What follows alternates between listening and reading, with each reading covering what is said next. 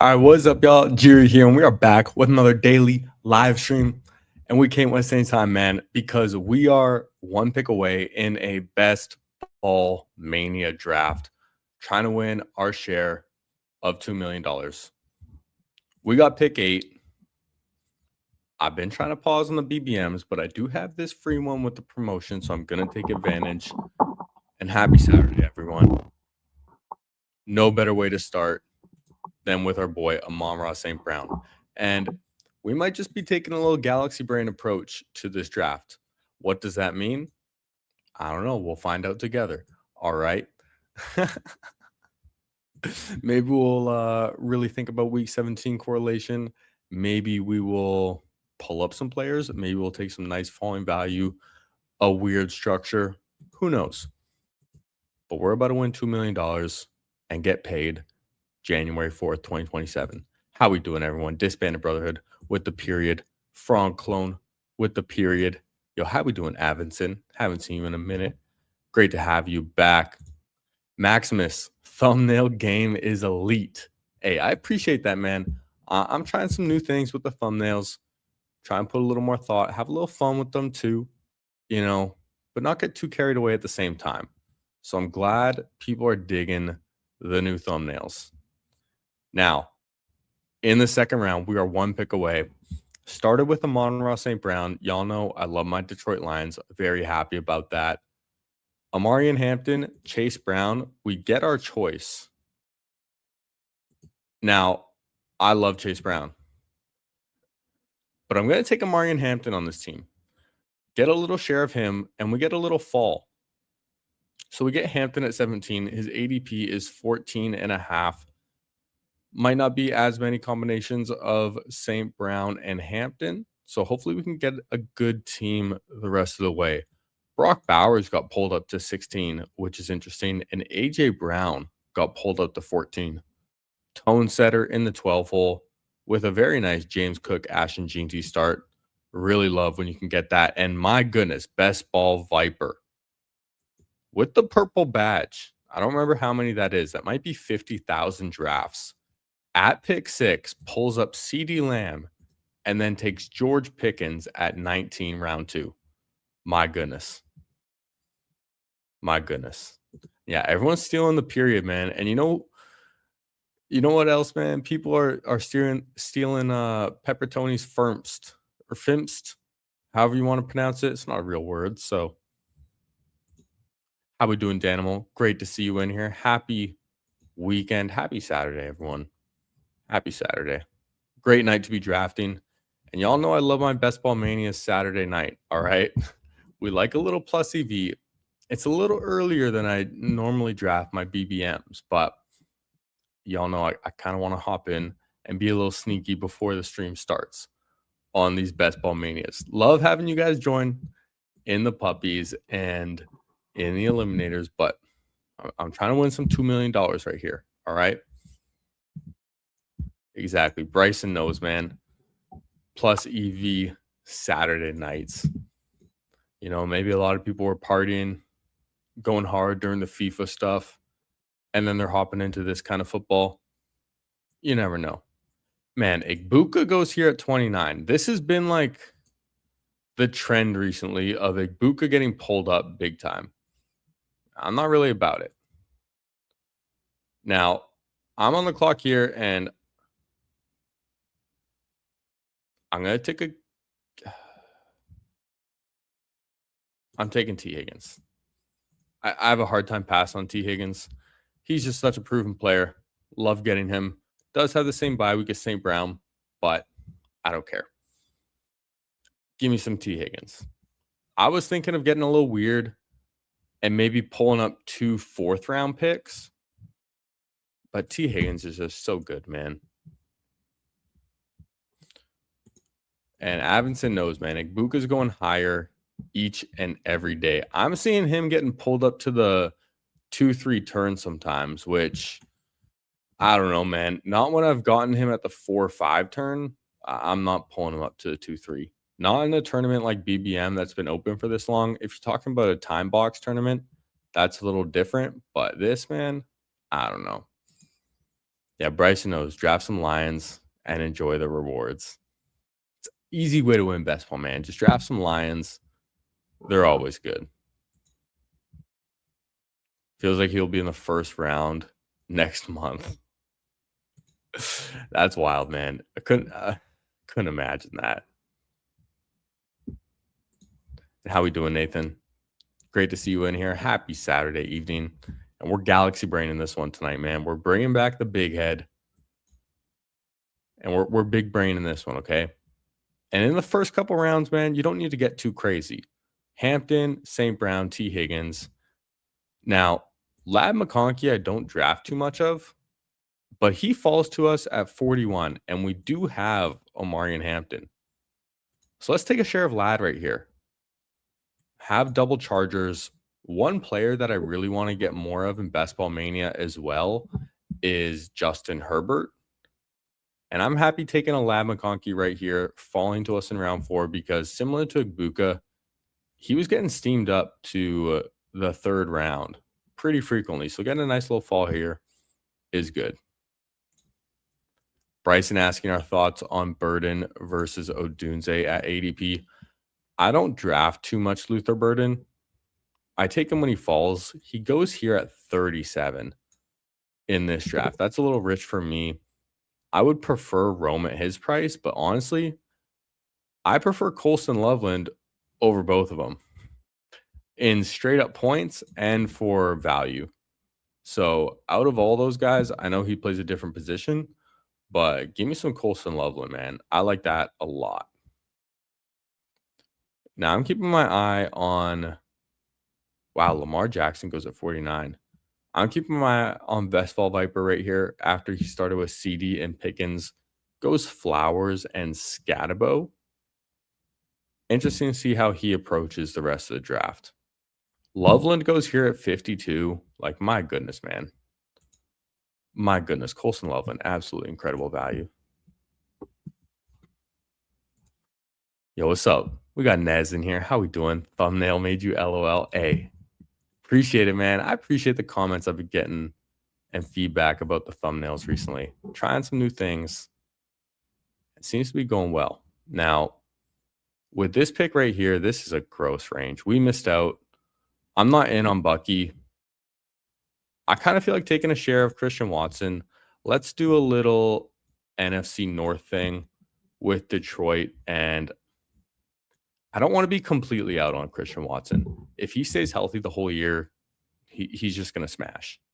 So let's try that there. Yeah, we got No Strip Nez in the building, man. Bryson too. All the Lions fans in here tonight. Love to see it. Nathan getting Gibbs and Bijan at 12%. My goodness. Dude, Gibbs at one point in Best Ball Mania was my highest drafted running back at 26%. And that was through like 60 or 70 drafts.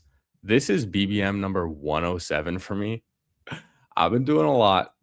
Y'all know I like my early drafts and I like my late night drafts. We got some good teams. We're cooking up some good teams, man. Maximus also drafting a BBM right now, and someone took Bowers at 2. Now, maybe they're the real Galaxy Brainers, man. Maybe they're the real Galaxy Brainers. Like, I just took a fall on Ladd McConkey, and that's my Galaxy Brain approach right now. But I think we're building a pretty good team. We do need more at running back, but I like how it's coming together. And we were talking a little bit about Rome Odunze before. He's been falling quite a bit with this foot injury. Goes right before me at 64.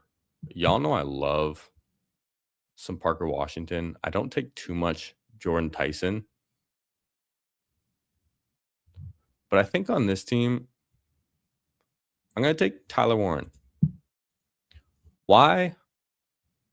Because I feel like I always just end up taking either quarterbacks or Parker Washington in round 6.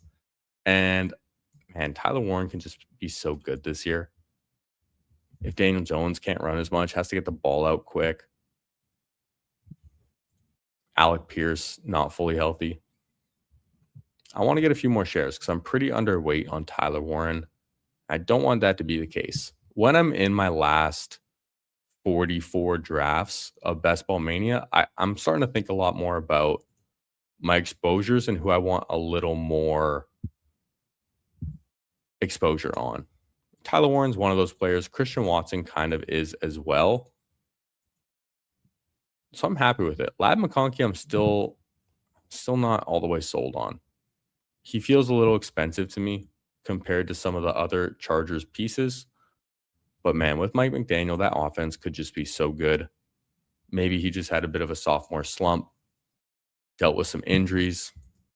Similar to Christian Watson. If he can be a full season healthy, would absolutely love it. And Avinson's right, man. Gibbs 101 since the big board. I do remember this. We've been doing it, man. And what's up, young Moolah in the house, baby? How we doing? Great to see you in here, my friend. Happy Saturday. Bryson thinks BBM so boring right now. Everyone just picking ADP. Yeah, there hasn't been too much news. Everyone's been waiting for training camp. It's been a little dull, but I kind of want to, take some guys that I think are just going to rise. And we haven't really done that too much through this draft yet. We kind of take that approach more so in the second half. And my goodness, my guy Parker Washington, who's on the thumbnail, is still here. If he falls to 80, man, I have not seen this happen in months. And of course, right as we cue him up, he goes at pick 77. Hate to see it. Dak Prescott off the board as well. Question is, do I take Justin Herbert right now or do I try and push him around the turn? Usually in Best Ball Mania, I'm pretty tempted to push it. I do quite need running back as well. Ramondre Stevenson might be worth taking right here and trying to push Herbert. I mean, 3 of these guys have quarterbacks. So let me try it. Let's take Ramondre. This is Best Ball Mania, man. We're trying to win $2 million. Sorry, we are winning $2 million. So we got to try and push it a little bit. And this is our Galaxy Brain approach, okay?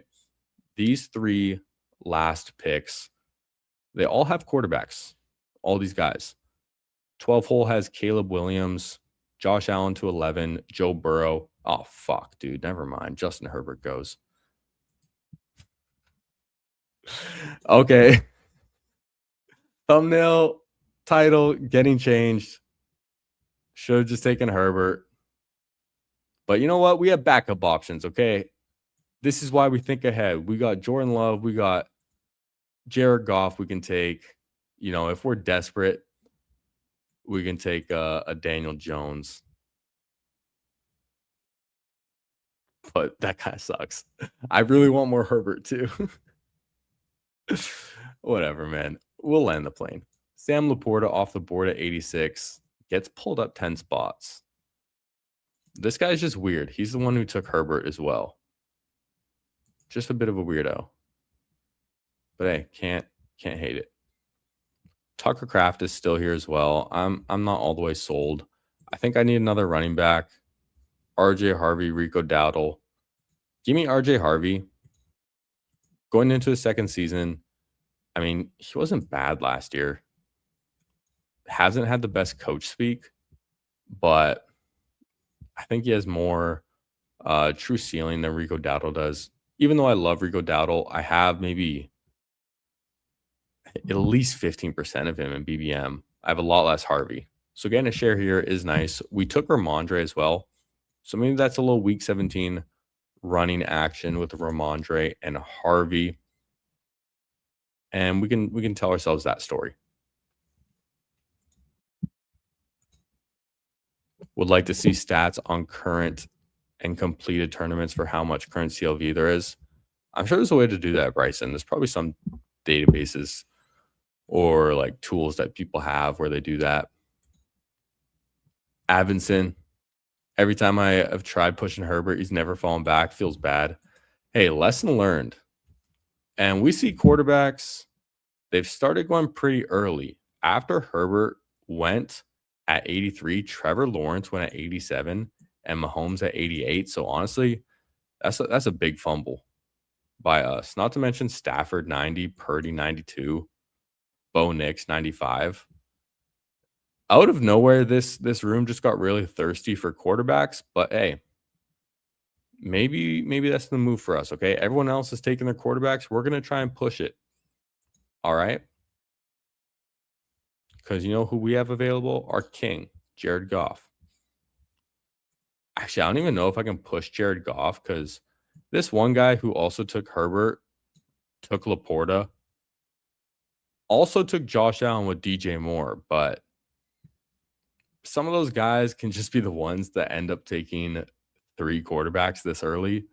So we'll see. And Rico Dowdle falls all the way to 99. My goodness. I actually have a Best Ball Mania team with Dowdle at 99 recently as well. Feels good. Now, I think what I might end up doing here, okay, are there any Packers? This guy next to me has Jaden Reed. Is there a world where I take Jordan Love first? I know Dart's still here. Actually, though, honestly, I'm not passing on Monangai at 104. I'm going to take the falling value there, and then I'll take whatever quarterback comes back to me. We'll try and push quarterback a little bit in this draft. We have a 0-4-4-1 build with Hampton, Ramondre, Harvey, and Monangai at running backs. Also, Monangai, a little week 17 with St. Brown. That's kind of the last little thing I need to take him over a quarterback. This is Best Ball Mania. We'll try and push it, okay? 10-pick fall is nice. Receivers, St. Brown, T. Higgins, Ladd McConkey, and Christian Watson. Ton of upside right here. I like it. And then Tyler Warren holding it down at tight end feels pretty good. So we'll land this plane. And who knows? Maybe there's a world where Jordan Love even falls back to us at 128. I've seen him fall pretty far sometimes.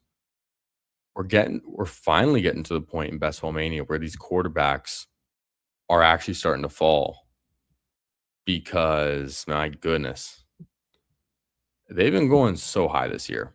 People are still kind of, I mean, it's not that different from the big board ADPs if y'all were drafting back then as well. All right. Oh, this is what we do. We called it. This guy in the 11, Trey Nugg. He did take a third quarterback already. This is the guy who took Herbert and took Allen, took Jackson Dart at 107. At least he didn't take Goff. So I'll be happy about that.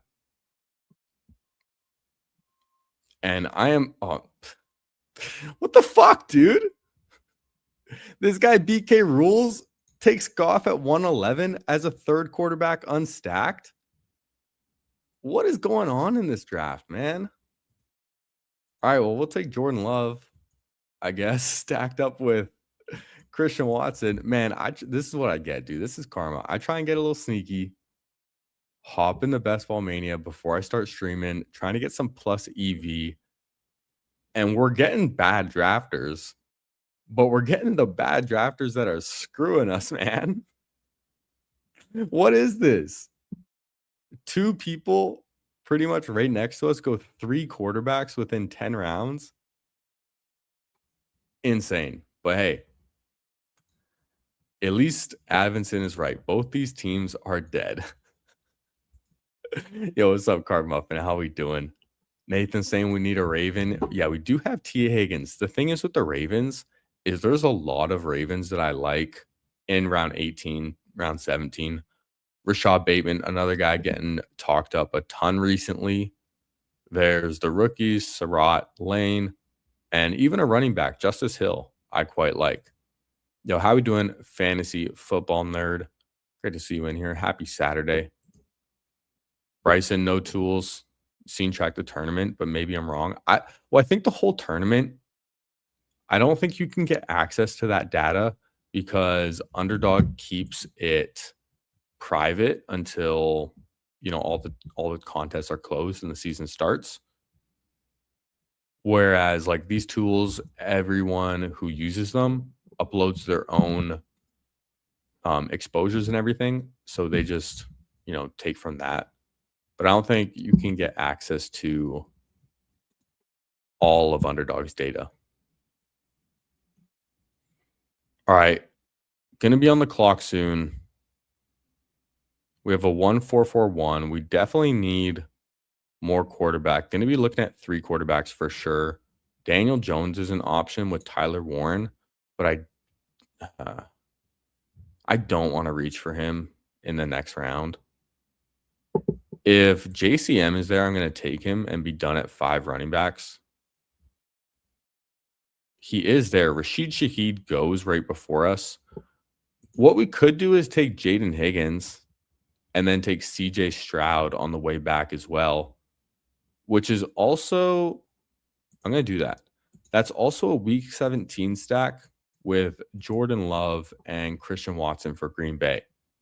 So let's try that, man. Let's try that out. We'll take Jaden Higgins. We do need another receiver.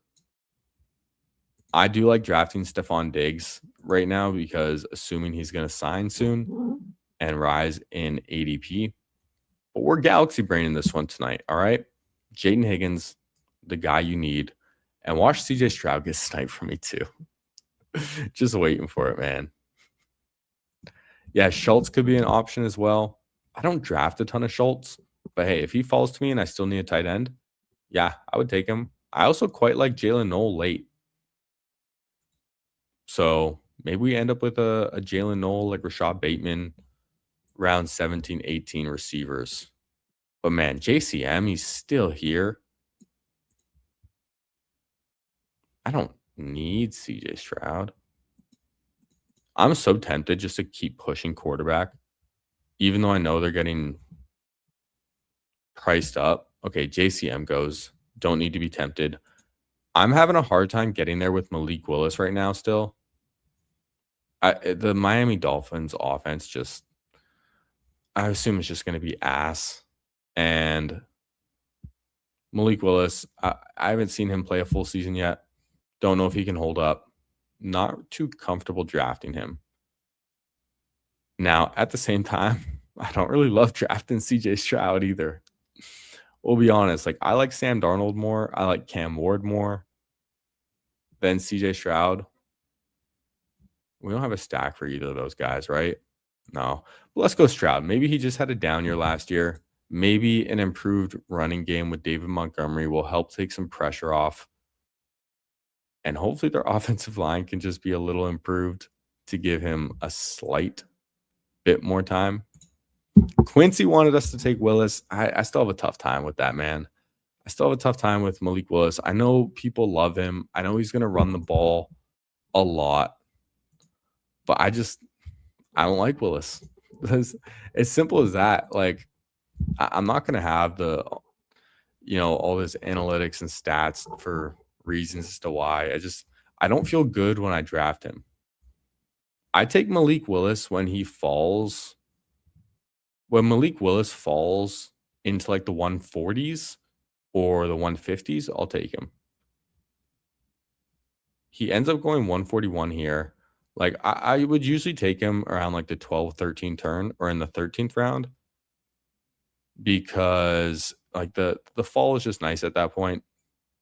And I just like some other quarterbacks more. Danimal not taking much. Willis either. And what you talking about, Willis? What you talking about? All right. Unfortunately, Daniel Jones does go to the team at 3. Did he have a stack? Nope. Man, people just love taking unstacked quarterbacks in this draft, huh? We accomplished one thing we set out to do by targeting bad drafters, but it kind of backfired because they're taking all the picks we want. And now this is where I wish I had Herbert so I could take Gadsden, but I'm just not doing it here. I'm going to take Brenton Strange. I like Brenton Strange. I'm going to take him as my second tight end and be done at 2. I just think the tight ends here are the best values. I like some receivers and running backs that'll be available in the next turn. And maybe we could set something up. Maybe we'll galaxy brain something right here. I may have a plan. See if we can land this plane. I mean, of course we're going to land this plane. It's what we do.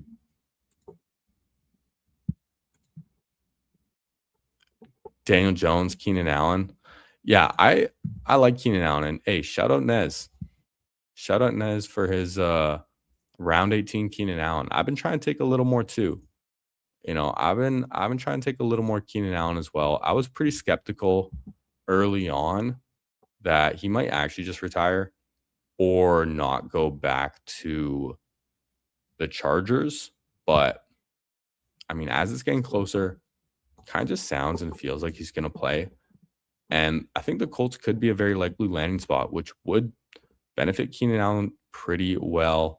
Familiarity with Shane Steichen as well will make it easy to adapt. And man, he's a vet. He's a professional. He doesn't need like a whole training camp and all that.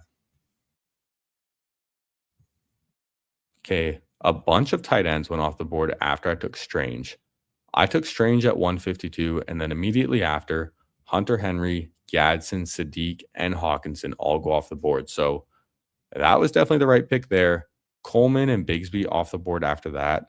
Tank Bigsby starting to go higher and higher as well. I can't really blame people for that. Now, here's what I'm thinking of doing. All right. Here is my Galaxy Brain approach. Aaron Rodgers goes. We're going to need maybe a little luck, especially in this room with how it's going, but I'm taking Trey Tucker.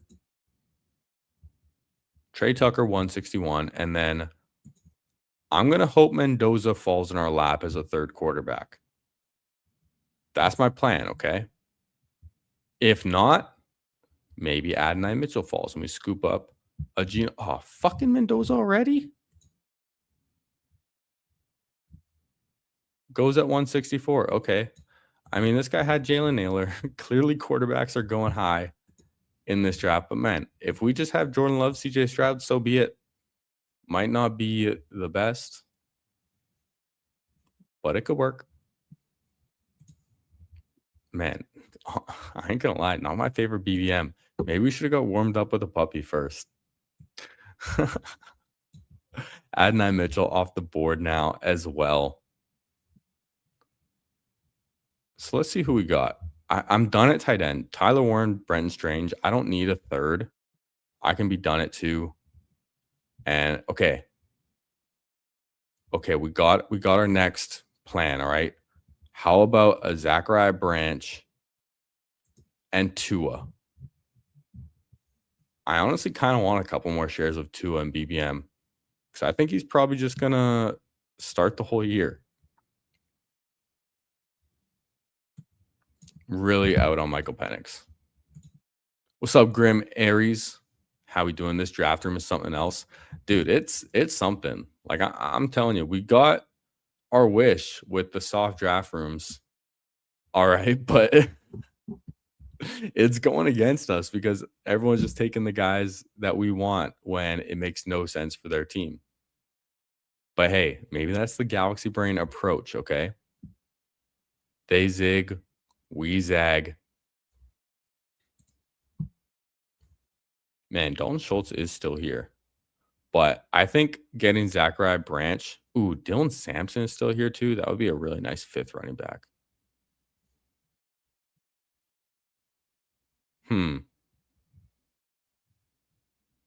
Man, can I push Zachariah Branch? I want to take Sampson. I think I need to take Branch.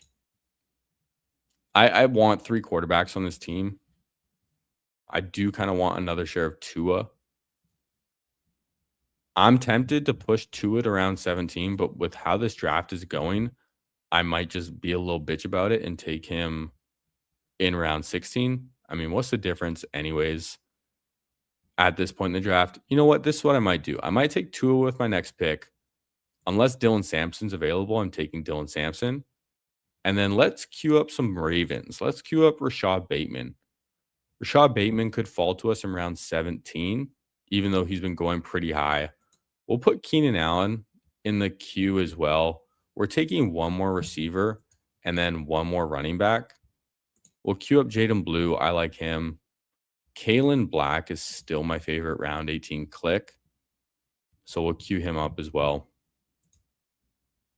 But with our next pick, okay, Dylan Sampson is off the board, so not looking at him. I think it's worth it just to take Tua right now. Geno Smith is still available. Jacoby Brissett's still available. But is it worth pushing? I don't know. Geno just goes. Let's just take Tua. It's kind of our last resort. Has the same bye week as Jordan Love, but I don't care. And I think it works. It's a weird team, man. It's a weird team. My running backs, they feel pretty thin, especially if I'm going to stop at 5. But maybe I get 6 running backs and I stop at 7 receivers. This is BBM, though. In BBM, we want to draft like we're right. We're winning $2 million, okay? Let's do a little recap. We got a 3-4-7-2, 2 picks left in the draft. Jordan Love, CJ Stroud, Tua. Not the nicest quarterback room. Pretty ass. Running backs, Amari Hampton, Ramondre Stevenson, RJ Harvey, Kyle Monangai. It is a pretty solid 4. Ramondre, Harvey, Monangai. They're all just going to get points. Receivers, St. Brown, T. Higgins, Ladd McConkey, Christian Watson, Jaden Higgins, Trey Tucker, Zachariah Branch. I do really like the receiver room. Very, very high upside for them. And then tight ends, Tyler Warren, Brenton Strange. I do quite like as well. So it's kind of just the quarterbacks that don't feel so great. Like I'm underweight on all 3 of these guys. But you know what, man? Sometimes it's just kind of fun. And decent way to diversify our portfolio. Might just be the teams that don't look so pretty that end up surprising you. Yeah, just as Grim Aries says, sometimes the uncomfortable drafts are the ones that sneak in the finals. You never know. Exactly. It is volatile streets, man. And you're right. Drafting with sharps is more predictable. Now, receiver, running back. I want Rashad Bateman on this team. I don't think we need Keenan Allen. I think Rashad Bateman is a little more fun. I like getting some shares of Keenan Allen too. I think maybe if I had, because there's a chance he goes to the Chargers and there's a chance he goes to the Colts. Those seem like the 2 likely landing spots. And if I had Daniel Jones and Justin Herbert, or even Daniel Jones or Justin Herbert, then I would definitely take Keenan there for the assumed stack. But since we don't, I'll just take Rashad Bateman with another week 17 correlation with T. Higgins. Now, it's kind of hard to imagine that both of these receivers are the guys that we're going to need week 17, but somehow Jordan Love, CJ Stroud, or Tua is going to outscore Burrow or Lamar Jackson. But you know what? Maybe we just need the Christian Watson. All right, maybe we need the Tyler Warren, these guys that go round 5 and 6 instead of those quarterbacks. You never know. Now on this team, when we're galaxy braining, Kalen Black talking about CLV. If it comes out that he's just confirmed the RB2 in San Francisco, like it's kind of being rumored that it's going to be, then he should steam up in value. He's still going undrafted in most drafts. He was a 3rd round pick, 3rd running back taken in the draft. And CMC's handcuff, most people are fading CMC in the 1st round this year with the workload he got last year and potential injury risk, but no one's taking the potential handcuff. Doesn't make too much sense to me. So we're getting a little different and going with that. Advinson saying Shanahan never plays rookies is a very fair point, but his competition's Jordan James. Maybe there's still a chance they bring in a Najee Harris or a James Conner or something like that. But until then, round 18, Kalen Black it is. And if he ends up being a 0, it's not going to kill my team round 18. Most of the guys you're going to take down here are either going to be 0s or barely contribute. So I'll take the super high upside when I'm trying to win 2 million. Now we finished this team with a 3-5-8-2 Quarterbacks, we have Jordan Love, CJ Stroud, Tua. Running backs, Omarion Hampton, Ramondre Stevenson, RJ Harvey, Kyle Monangai, Kalen Black. Receivers, St. Brown, T. Higgins, Ladd McConkey, Christian Watson, Jaden Higgins, Trey Tucker, Zachariah Branch, Rashad Bateman. Arguably, we did not need 8. Probably could have stopped at 7 and been pretty happy with that. But hey, I want the spike week potential. Give me the guys that can all get 20. Trey Tucker can spike, Zachariah Branch. I mean, he's a big question mark, but rookie upside. And Rashad Bateman, maybe he does just bounce back, stays healthy, and can get some long touchdowns. And then 2 tight ends, Tyler Warren, Brenton Strange. Really happy with these 2 and stopping at 2. Think they could both have a breakout year. It's a strange BBM. It's not bad, though. It's not bad. It's not pretty. But it might just be the one. You never know. Yo, Best Ball and Call saw username saying I love kitties earlier. Dude, incredible. It is my cat's 1-year anniversary with me. I adopted them 1 year ago today. We had a nice little celebration earlier. It was really cute. Now, before we hop into another draft, we're going to try some Big Dog Roulette. And if y'all are unfamiliar with Big Dog Roulette, what we do, every stream we hop in a Big Dog. If it snap fills, if it's 12 out of 12, then we're stuck. We're drafting it. If not, even if it's 11 out of 12, we're leaving. Will this be the night? Nope. Waiting for 9. We've gotten pretty close, man. We've been waiting for 3 before, so hey, it might just happen. There's a lot of drafting left. A lot of time left. Now we're going to hop in a fast puppy. If y'all want to join in 5 seconds. Come draft with me. Happy Saturday. Out here drafting some incredible teams. Let's get it. Waiting for 3. If y'all can get in.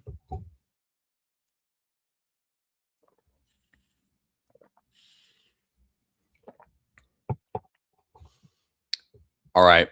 And we got pick 11. We got pick 11 in this draft. And if you're in here, definitely let me know. I see we got Danimal in here. Denver, how we doing? Maximus is my drafting neighbor. Not my money. I wish I was drafting with not my money. Maybe one day, man. Maybe we'll get those site credits one day. All right. Quintu was asking for a late Savion Williams in that last draft.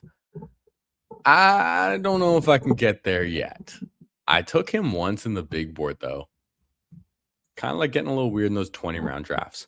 Like maybe on DraftKings, I might do that, but I don't know. Dang, man. Disbanded Brotherhood. Cat died in April. He was 9 years old. Hey, R.I.P. Murdoch, man. How sad. My buddy just had to put his cat down as well, who was like pretty sick and like found feral and everything like that. And yeah, a couple years of medical issues and eventually had to get put down. Yeah, man, that sucks. But hey, we got some young, healthy kitties here. All right, who's chilling up there? Dan is chilling up there. Going to be getting them a new scratching post soon, too. So I'm excited for that. The kitties, I'm sure, are excited as well. And they're all tuckered out, man. They got a lot of playtime today, celebrating their 1 year with me. Really, really got to spoil the kitties, you know? Kitties deserve to be spoiled. Now, hey, if y'all could do me a favor, go down, hit that like button for me. Subscribe if you're new. We're streaming every single day, having a great time doing it. Trying to draft some real shippers. Last draft was a little strange, you know, but hey, we're making it work. Now we're in this puppy, 1 pick away. Jonathan Taylor went all the way at 9. He's been slipping a little bit. Gene T went at 7. Jefferson goes here at 10. I like taking James Cook, so I'm going to take James Cook. Now, I think this might be a draft where I get a little weird. I might get a little weird in this one. All of these classic running backs are here. let's pull up Bowers. Why not? We'll take Brock Bowers with James Cook and see if we can land this plane. It feels really early to take a tight end, and I usually like a lot of the tight end values that I can get later in this draft at this pick. Like, you can easily get a Tucker Kraft. You can get a Kyle Pitts to fall to you. You can get like the Kincaids, Mark Andrews of the world, but James Cook, Brock Bowers, not going to be paired together too often. So let's try it here and see if we can land this plane. We saw someone pull up Brock Bowers in our last Best Ball Mania. Maybe they're onto something. I can tell you I'm not going to be drafting 3 quarterbacks by round 9 like that person, but hey, to each their own, man. To each their own. Nothing else too crazy happening in this draft, which I like to see when I'm the person getting weird and getting unique. We saw St. Brown go at 6, not too abnormal. Gene T at 7, not too strange. Half football, though. Nice little Jamar Chase, Drake London start. Quite like that, starting 2 receivers. And let's look at the players available. Bunch of receivers I like here. I like Nico. I like Pickens. I like Devonta Smith. I probably like Rice the least out of those, but definitely more than Olave and Flowers.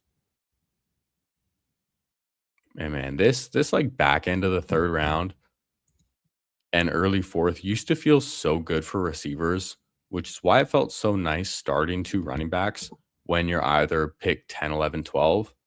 Like, I have so many drafts early on with Devonta Smith at pick 36 or 37 and Olave falling back there as well.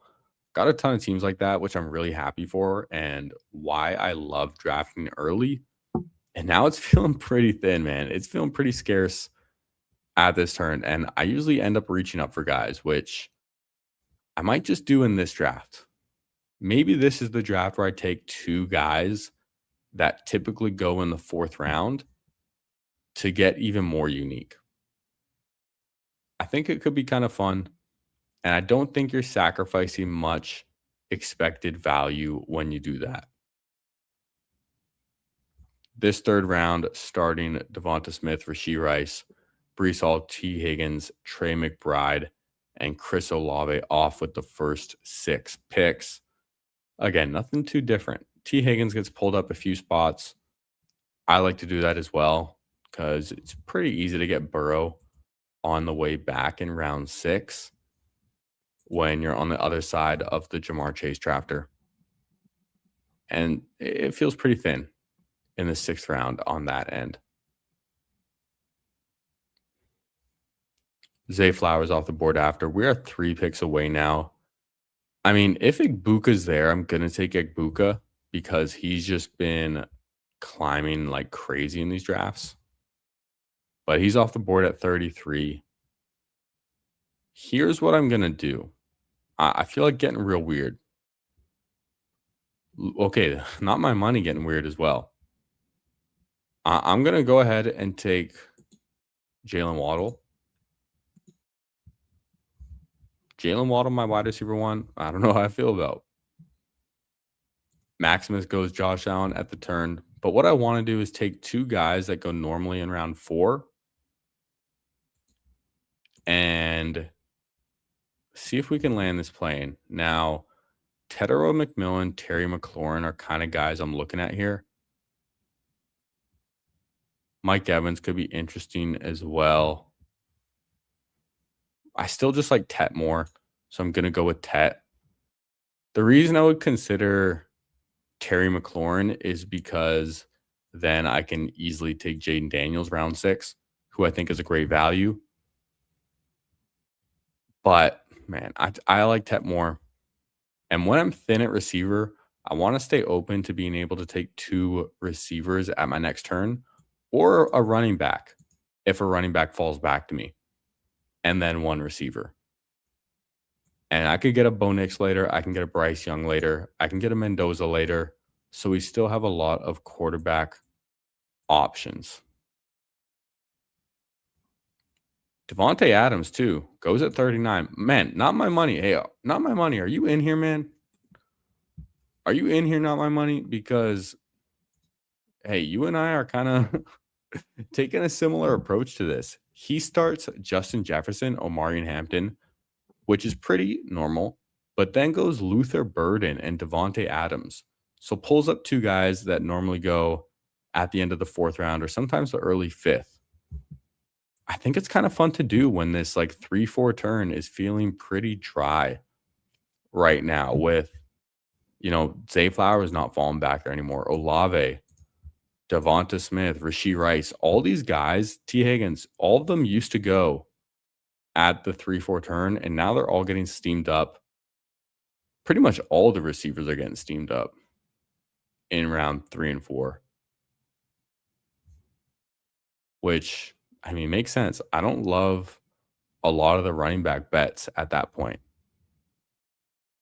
Some of the receivers are pretty fun, real high upside. Now we're 4 picks away. We have 1 running back, 2 receivers, and Brock Bowers. I'm not taking DJ Moore when I don't have Josh Allen and I have James Cook. I'm good on that. If Judkins falls, I'll take him. He goes. We are 1 pick away. Christian Watson. We took Christian Watson in the last draft. I think I might take him again right here. Let's do it. Let's take Christian Watson, catch up a little more at receiver. I do want a couple more shares of him. And again, opens up another quarterback for us later, which when I get Brock Bowers as early as I did in the 2nd round, I kind of want to have the freedom to take and push quarterback later. Carnell Tate can accomplish that for us too. But man, I love me some Parker Washington. I'm going to take Carnell Tate on this team. Let's get the late quarterback. Parker Washington would have opened up Trevor Lawrence for me. He's my 2nd highest drafted receiver. But I kind of want a few more shares of Carnell Tate too. I think I have around like 8-9% Carnell Tate right as expected. And that's kind of where I want to stay at. Fun receiver room here. Also, another reason being, like, we pulled up Jalen Waddle into the 3rd round, and Jalen Waddle and Carnell Tate, where they go in drafts, not going to be paired together as often as Jalen Waddle and Parker Washington. So I like getting a little unique with the combination of players that I have as well. We saw Maximus also pull up Marvin Harrison and Chris Godwin. So, hey, I don't know if I'm just manifesting people pulling up their picks and getting weird in this draft, but hey, the Galaxy Brain energy is out there tonight, folks. Could be a good night to be drafting.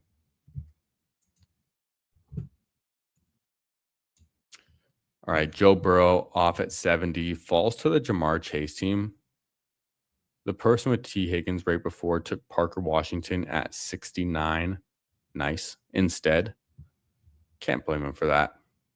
Jalen Hurts off at 73. And Jadarian Price fell all the way to the 6-7 turn at pick 62. My goodness, he's been falling a lot. And maybe he should be going around there. But that's a pretty nice value for when he's been going normally at the other end of the board. Dude, I was waiting for it. I was waiting for the 6-7. The 4-5 there is so flat, like mixing it up and pulling up some guys, as you said. Yeah, I don't blame you at all. It's fun getting weird and just getting different. Like, even Chris Godwin has pretty similar ranges of outcomes. If he's just healthy and just getting different combinations of players, it's not a bad thing to do. We like getting different. We like getting unique and galaxy braining. And man, Jordan Addison goes at 79 in this draft. QJ at 78. DK 80. Jaden Reed. Chuba Hubbard. Man, Chuba Hubbard would have been fun if he fell to me. especially when I need a running back. I think I push quarterback more, and I think I take a running back. Now, we took Jalen Waddle. Again, let's take his teammate, RJ Harvey. I'm cool with it. And now with this next pick,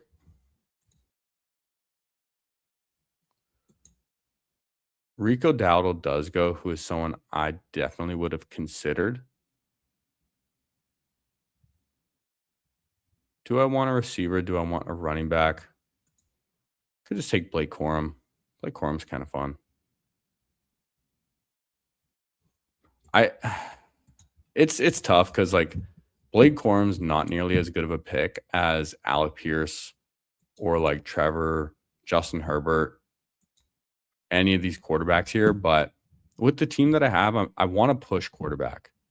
And maybe I could have taken a 5th receiver there, but I wanted to take my 3rd running back mainly because I'm probably taking 2 quarterbacks with my next 2 picks. If Bo Nix and Jordan Love are there, I'm probably taking both of them. And then I can even afford a 3rd quarterback on this team because I know I'm stopping at 2 tight ends. So I'm not taking a running back at 107 or 110.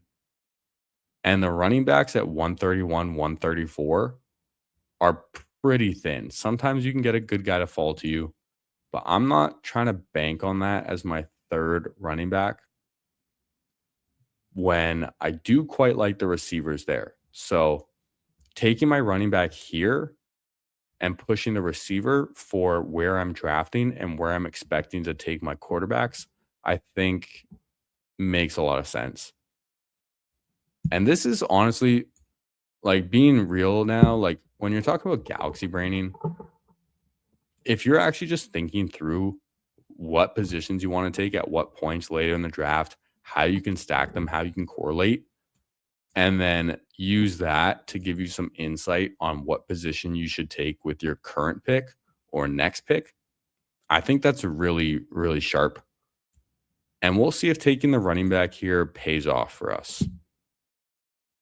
Michael Pittman's off the board at 98. Michael Wilson after at 99. I think the days of Michael Pittman falling to the back end of round 9 are close to gone. The word's getting out on him. I like Michael Pittman a lot. Y'all know, highest drafted player in the Eliminator. Love me some Michael Pittman. All right. Running backs that have gone off the board since we took Blake Corum are Jonathan Brooks, J.K. Dobbins, Kyle Monangai, and Rachaad White. Whereas, my goodness, the quarterbacks that are here, Brock Purdy's still here. I don't have a stack, but if Brock Purdy falls to me at 107, you bet I'm going to take him. Harold Fanning goes, and dang. Brock Purdy does get taken 1 pick before us.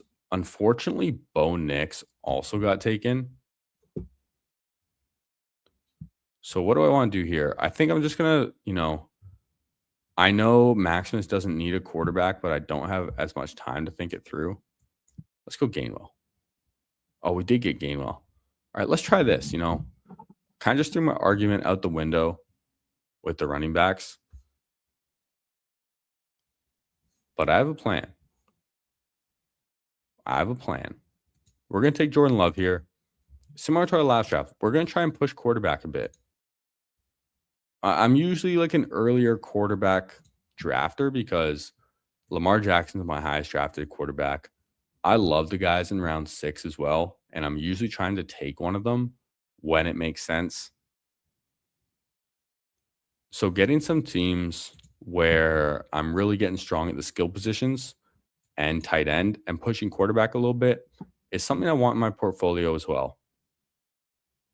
Now, the reason I took Gainwell is because sometimes Baker Mayfield falls to the 130s.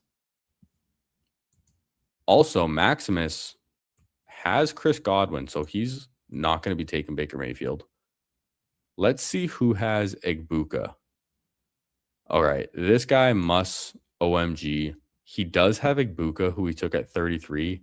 and only has Kyler Murray as his quarterback. So pretty unlikely I am going to get Baker Mayfield to fall back to me. But hey, you never know. And we got options, okay? We got a lot of options at quarterback.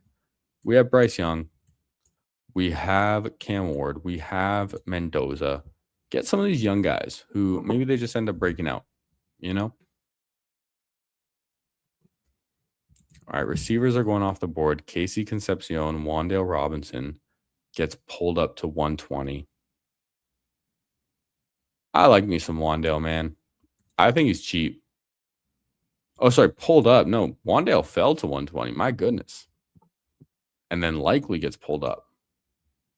Yeah, Wan'Dale 120, I am a big fan of. I'm definitely taking him over Concepcion, over Dobbs, over Golden pretty easily, I would say.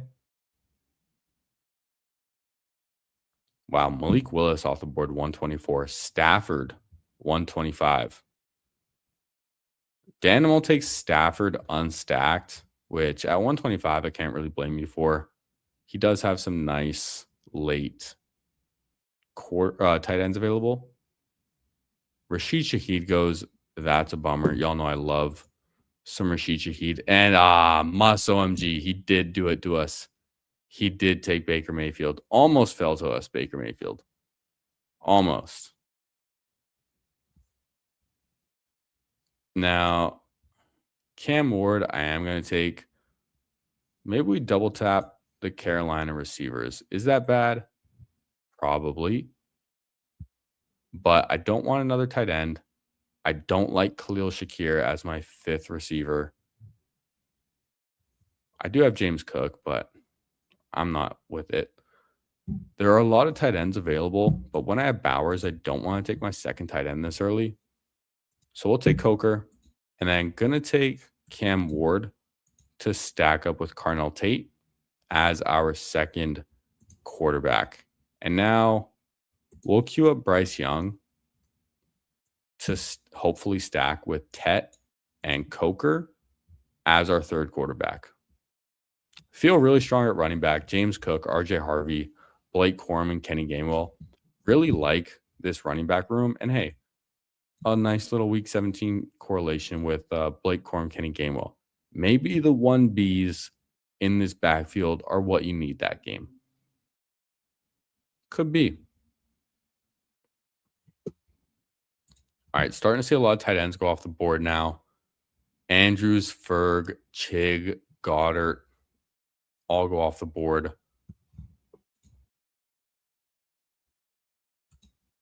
Yeah, weekends are the best time to draft. Y'all know I've been slowing down on my best ball manias, but I have a hard time resisting when it's Saturday night, man. I'll be honest.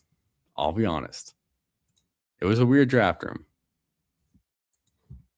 But we like taking advantage of those when we can get them.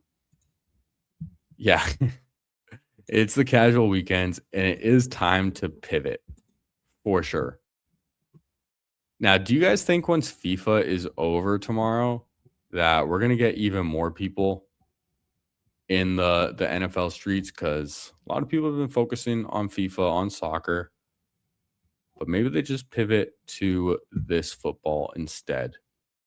You know, training camp is just around the corner as well. Feels like we've been waiting forever for it. And hard to believe that we have a real preseason football game in like what, 3 weeks? Less? No, about 3 weeks, right? I think it's August 6th is the Hall of Fame game. That's not too bad, man. That's not too long away. All right, Daniel Jones goes off the board. Ken Sadiq after. I don't need to take Bryce Young with my next pick. Maximus has Josh Allen, Dak. There's no way he should take Bryce Young. Hunter Henry is here. Don't have too much of him. I could take another receiver, though. Or I could be done at 2 tight ends. Trey Tucker, Denzel Boston. Let's take Hunter Henry. Just get our second tight end. He's kind of boring. But hey, week 17 with RJ Harvey. We're getting these weird week 17 correlations, all right? And we'll take Bryce Young as well. So now we're done at quarterback. We're done at tight end. Jordan Love, Cam Ward, Bryce Young as our 3 quarterbacks, all stacked up. Jordan Love is with Christian Watson. We have Cam Ward with Carnell Tate, and then Bryce Young with Tet and Coker. I think it's kind of fun. We only need to take one more running back, and then we can end our team with 8 receivers. I think that's what we're looking at with our last 4 picks. And my goodness, Alvin Kamara, 161 this draft. He is steaming up. I was pretty hesitant taking Kamara earlier this year, but now that we have confirmation, like for absolute certain, that he's going to be back with the Saints, he is playing. Pretty untradeable contract, I think. I don't know all the details on it, but could just be completely washed at this point too. Like, is he just going to Dalvin Cook it? Dalvin Cook's, I think, the best example of someone who just completely fell off. And he's at that age, man, on the other side of 30. It's right around the corner. Could be this year, could be next year. Maybe he has one more year left in him. I've been drafting some of these unks, man. I've been drafting the unks. I'm talking about Diggs, Debo, Keenan. Been drafting the unks and not too afraid.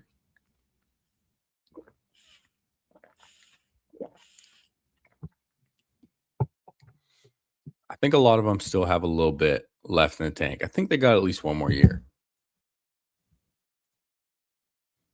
Grim, don't get the rise in ADP on Kamara. He's been saying that he never wants to go anywhere and just a lot of signs that his age is affecting him. Coming from a Saints fan, good to know. Yeah, the age definitely is catching up to him. But he is Alvin Kamara. And his competition's Travis Etienne. Had a really good bounce back year last year, but still Etienne, if we're being fair. Now, back to this draft. We're 4 picks away right now. Brian Robinson, if he fell to me, would be incredible. Some nice receiver values here, too.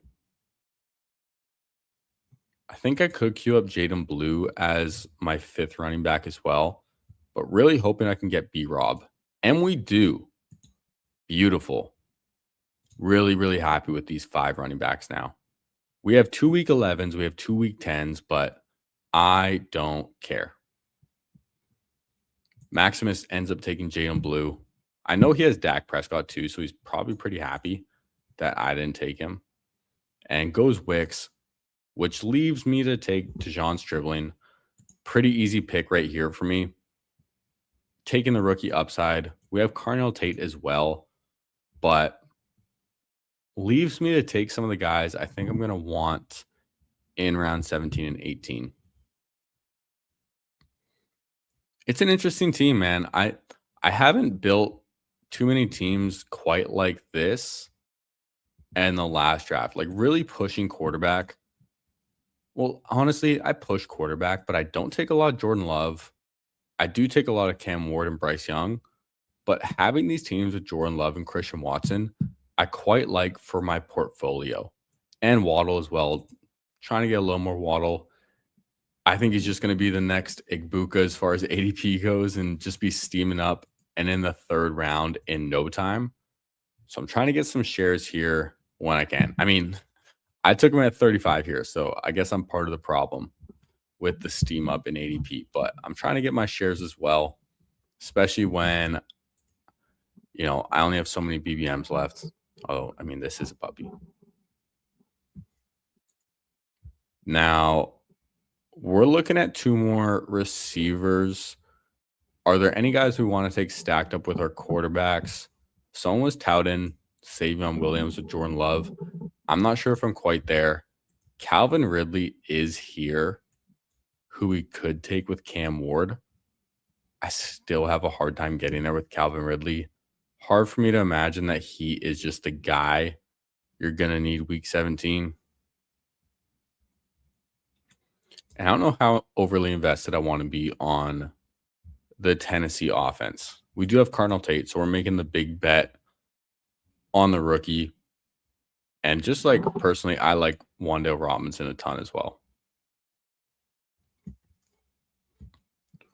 All right, Rashad Bateman off at 196. Still some nice receivers available. A lot of nice receivers. And with the room that we have, we're pretty flexible on what we can take as far as rookies, vets, floor plays, ceiling plays. There's a lot of options here for us. Yo, what's up? How we doing? Hulk, Smash, Potatoes. Dude, great to see you, man.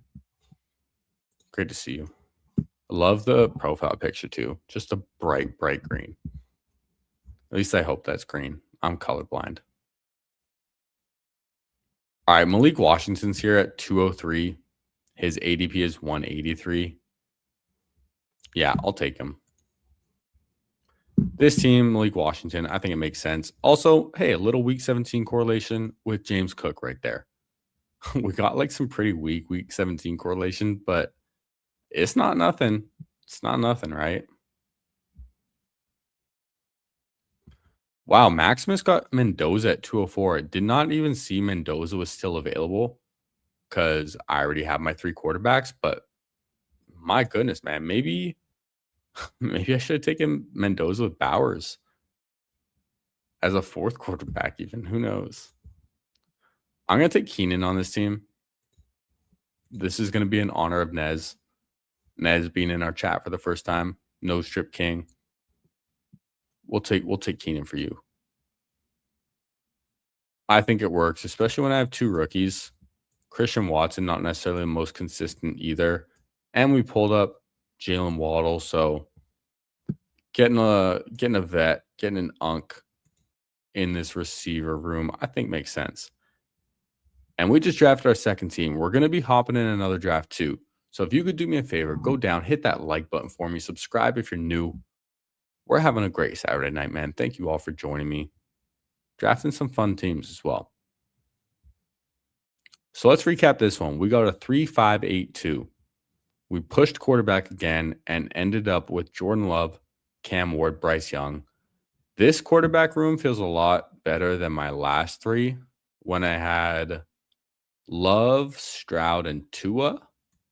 Getting Bryce Young as my 3rd when I have him double stacked as well. I quite like there. Running backs, we got 5. It's a little thin, but hey, we're trying to win $200K in this puppy. James Cook, RJ Harvey, Blake Corum, Kenny Gainwell, Brian Robinson. A couple overlapping buys. Don't care. Wide receivers, we have 8. I like my receiver room. Jalen Waddle, Theodore McMillan, Christian Watson, Carnell Tate, Jalen Coker, Dejon Stribling, Malik Washington, and Keenan Allen. Some really nice ADP values as well late. Stribling 10 picks past, Malik Washington 20 picks. I like that. Tight ends, Brock Bowers and Hunter Henry. So we got really weird in this draft, pulling up Bowers with Cook, but honestly, I think we kind of landed it, man. I quite like it.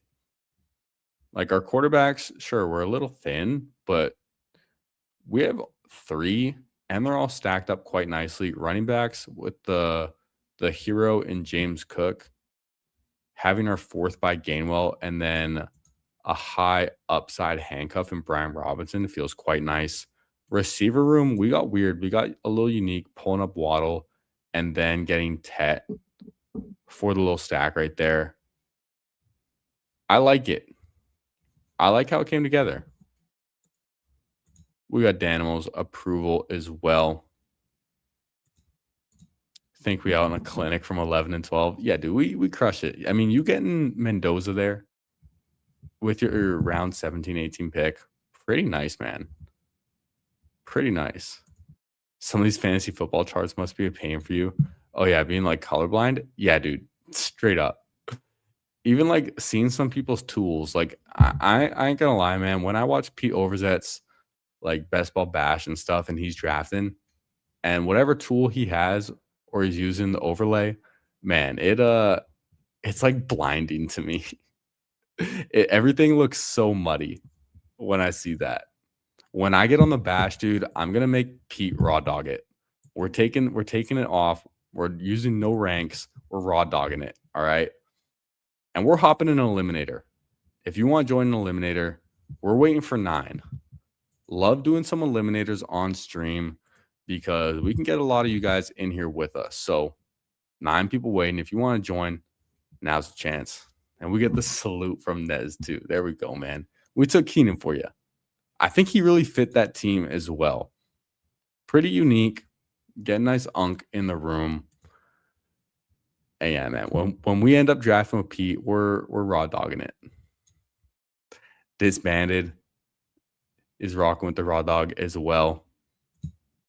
Nathan got some CMC and Chase Brown in the last draft. Yeah, I saw that, man. Really like that start as well. It's a little unique, and I love Chase Brown. Canadian as well. Shout out to him.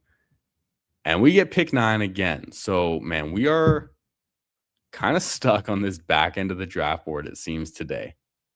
We got pick 8 in our Best Ball Mania, pick 9 in this draft, and then pick 11 in our last draft. But hey, something about Maximus and joining our drafts, he always seems to get the same picks, man. He gets pick 12 again.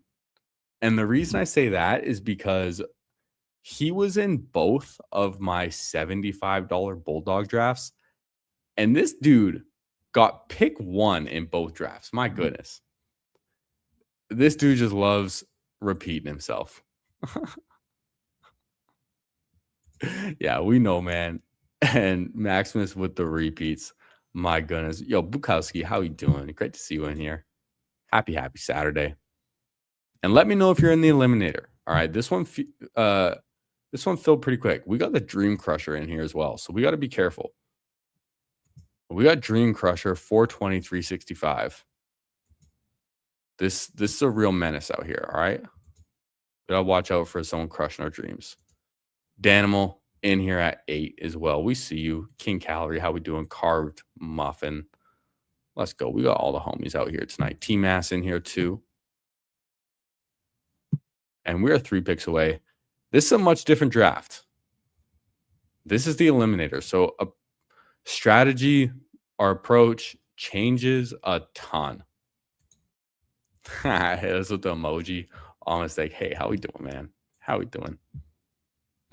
But yeah, it's going to change a lot in the eliminator. We see Christian McCaffrey go at pick 4. Not bad. Puka at 5, though. My goodness, that feels good. We're going to see running backs go a lot higher than we normally do. We're going to see certain quarterbacks go higher. Stacks don't matter as much. We're trying to win a head-to-head matchup every single week. Except for week 1, we're going to be going 6 out of 12. But starting with Amon-Ra St. Brown, we got our fellow Lions boy again. And I'm going to be really happy about it. Now, you're going to see people are going to be pulling up their running backs in this, especially later in the rounds. In rounds like 3, 4, 5, you're really going to see the running backs get pulled up. But I think there's a really strong value to getting an elite receiver in this as well. Someone like Amon-Ra St. Brown, because we still have to start 3 receivers every week. Sure, running back points are going to be a little more consistent, a little more reliable. Receivers, especially later in the draft, not quite as consistent or giving as much of a floor, which is why someone like Amon-Ra St. Brown, who is just one of the best receivers in the league, who also has 30-point upside, feels incredible in this tournament. Mr. Reliable. Love having him on this team, especially when all these running backs are still available round 2. Saquon, Henry, Hampton, Kenneth Walker, Chase Brown, Achane. We're guaranteed to take one of these guys. So I'm going to be really happy with it. Now, I love Chase Brown. Achane, I'm not too big on. In the eliminator, I'm going to be looking at the bye weeks a lot. St. Brown, we have a bye week 6. So Hampton or Kenneth Walker, I'm going to be taking one of these guys who have a different bye week over a Chase Brown or Achane, where it's going to be overlapping. Now, I'm not afraid to overlap some bye weeks, get a little different. Y'all know I love doing that. And I like drafting like luck is on my side, but still smart to keep it in mind for the most part. And we get Kenneth Walker here at pick 16. I do like Kenneth Walker over Omarion Hampton straight up. He does have an early bye week in week 5, and St. Brown does as well in week 6. But hey, if we can get past week 6, then our team's going to be a lot stronger when we're going up against people that have bye weeks later, and we are good for the rest of the season. Drafting like luck is on our side a little bit. And you definitely need luck in the eliminator, man. Even just like who you get matched up with, it's completely random, but it's head to head. And I guarantee there are going to be weeks when you're looking at your matchups, and if you just, play mix and match, and you're like, oh, if this team was in this pod instead, and this one was switched with this one, I would have advanced both. Now I'm advancing neither. It can be frustrating, man, but that's all part of the game. It's what we're getting ourselves into. And this tournament is going to be a fun sweat for sure, especially when you get late in it. The final, man, 3-person final is nuts for a 76K minimum and then 200K if you get first place. That sweat must be incredible. The first payout you get is after week 3. So if you advance to week 4, then you'll get paid out your $10 entry. And once you hit the 4 digits, once you hit the 1K, and then every week following that, you're playing for 2K and 5 and 10, 20. Dude, that gets pretty exciting pretty quick, man. It gets pretty exciting pretty quick. I am planning on maxing this tournament, and I'm trying to get more drafts in now because it's going to fill really fast. Once August hits, people are going to be drafting a ton of the eliminator, and it's starting to fill faster and faster. We are just about at 40% filled in this tournament. And my goodness, look at these entrants. 77, 667. The 6-7s are just everywhere tonight, man. It's wild. Yo, how we doing, BKG? Great to see you in here. Drafting the weekly winners. 5 tight ends. Oh, my goodness. I have not drafted any weekly winners. I don't plan on it. Similar to the eliminator, it is a completely different contest and not one I find myself too interested in. I'd much rather just stick to the ones that I'm going to want a better sweat in, and I think I have a better chance of winning. I think weekly winners probably, that's even more luck based than this draft. Now we'll see what Danimal does, but man, Devonta Smith would be incredible round 3. I know we like our running backs, but I'm going to have a really hard time to pass on Devonta Smith. So I'm going to take him. This is a guy who's just a wide receiver 1 on his team now. And I feel like anytime A.J. Brown was to miss time and Devonta Smith was the one, he's incredible, man. This is a guy who won the Heisman. All right. Entering his prime age, I love me some Devonta Smith. Only downside is that Jalen Hurts is his quarterback, and the Eagles' passing game did not look so great last year, but it can improve. It can improve. Do you have a set dollar amount you're going or willing to spend this year? Yeah, I do. I do. And it's enough for maxing out the rest of BBM, enough to max out the rest of the eliminator. And I do. Oh, man. David Montgomery went 1 pick before. That's unfortunate. Let me make this pick. Running back is probably the smart move. I think that's what I'm going to go with. I'm taking DeAndre Swift over Cam Scatterbo. I still have a hard time getting there on Scat. Danimal takes him right after. I know it's probably better, but the Giants' offense still does not feel too good for me, man. So in this eliminator, we're starting Kenneth Walker, DeAndre Swift, Amon-Ra St. Brown and Devonta Smith. We were talking about bye weeks. We do end up with 2 week 10s with Swift and Smith, which is one reason I was thinking about taking Cam Scatabo last second over Swift, but I don't know. I just feel better. I would have been so much happier if I was able to get Montgomery, but the guy next to us starts 4 running backs: James Cook, Hampton, Josh Jacobs, and Dave Montgomery. Very curious to see if he is going to stop at 4. I surely would. Do have 2 week 7 buys, but you can get by with that. And hey, if y'all have not done so, we got 34 people in here. Do me a favor, go down, hit that like button for me. Subscribe if you're new.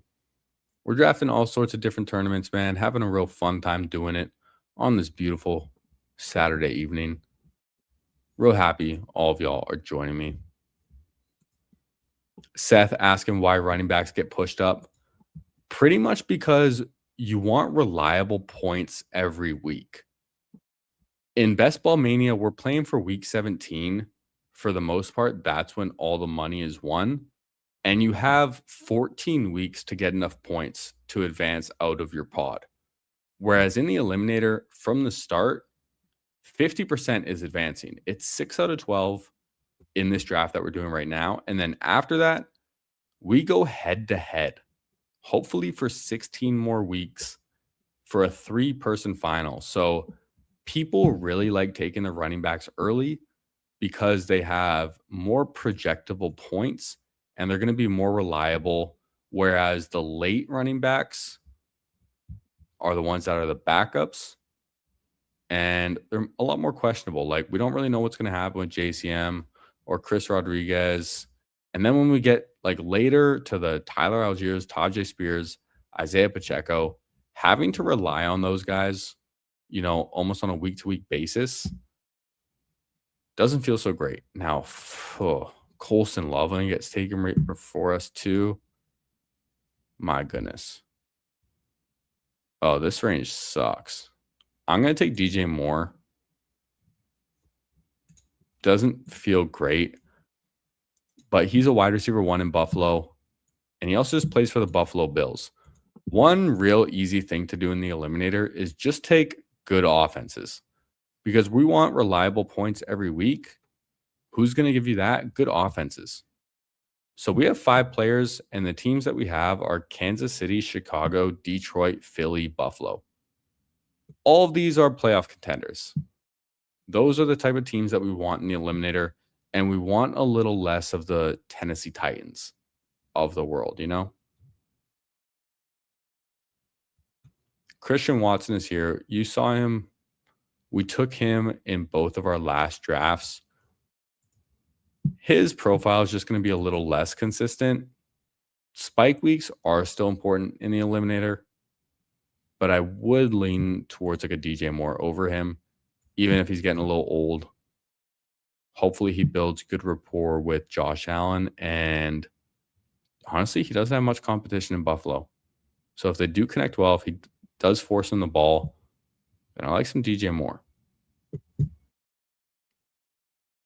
Now, with our next pick, I'm trying to think ahead to positions that I can take. Marvin Harrison goes. Rome is interesting. Tyler Warren's interesting. I do like some of the quarterbacks here as well. But I'm going to go ahead and take another running back in Ramondre. We're going to be pulling up the running back for ourselves as well. And reason being, 1, he has a different bye week. I like that. And we just feel real steady. I feel like he's going to have a much bigger role than TreVeyon Henderson to start the year. Maybe Henderson eventually takes over. That's what I would expect. But we'll take a running back here, build out our running backs, build out our receivers, and see if we can get some values later at tight end and quarterback. I don't care about stacks as much. So I'm willing to push some quarterbacks.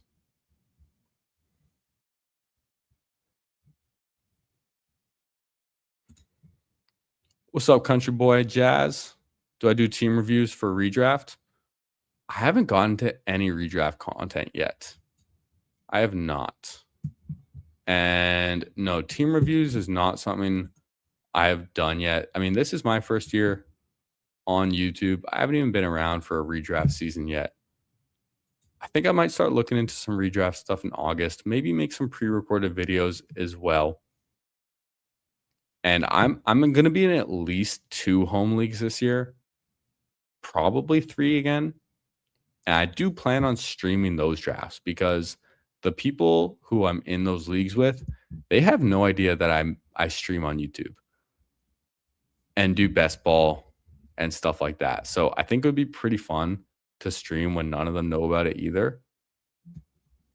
And one of them is an auction draft too. So it's fun to get a little different, you know? And Disbanded Brotherhood, tend to the plants. There you go, man. Keep those lights on. And Carved Muffin's right. Running backs will raise the weekly floor with more consistent projected volume. And because of that, we see receivers typically fall. We see Rome at 67. We see Jordan Tyson at 73. You will also see some rookies fall. Disbanded Brotherhood asking if I smoke, assuming he's talking about the cannabis. And yes, I live in Vancouver, Canada, man. We got some great stuff here. Probably do need to take another little break soon, but yeah, we out here. Would have loved some Caleb Williams. We're back up on the clock. And I think I might just lean towards taking one of these quarterbacks. I'm going to take Justin Herbert. Does have a week 7 bye. I have DJ Moore, who has a week 7 bye. We missed out on Herbert in our best ball mania. But I like him here, man. And he really showed some rushing floor last year. And he can break off some long runs, man. Justin Herbert's got some wheels on him. Trevor Lawrence also really broke out as a rusher last year. I mean, 9 rushing touchdowns. 9 rushing touchdowns is really nice.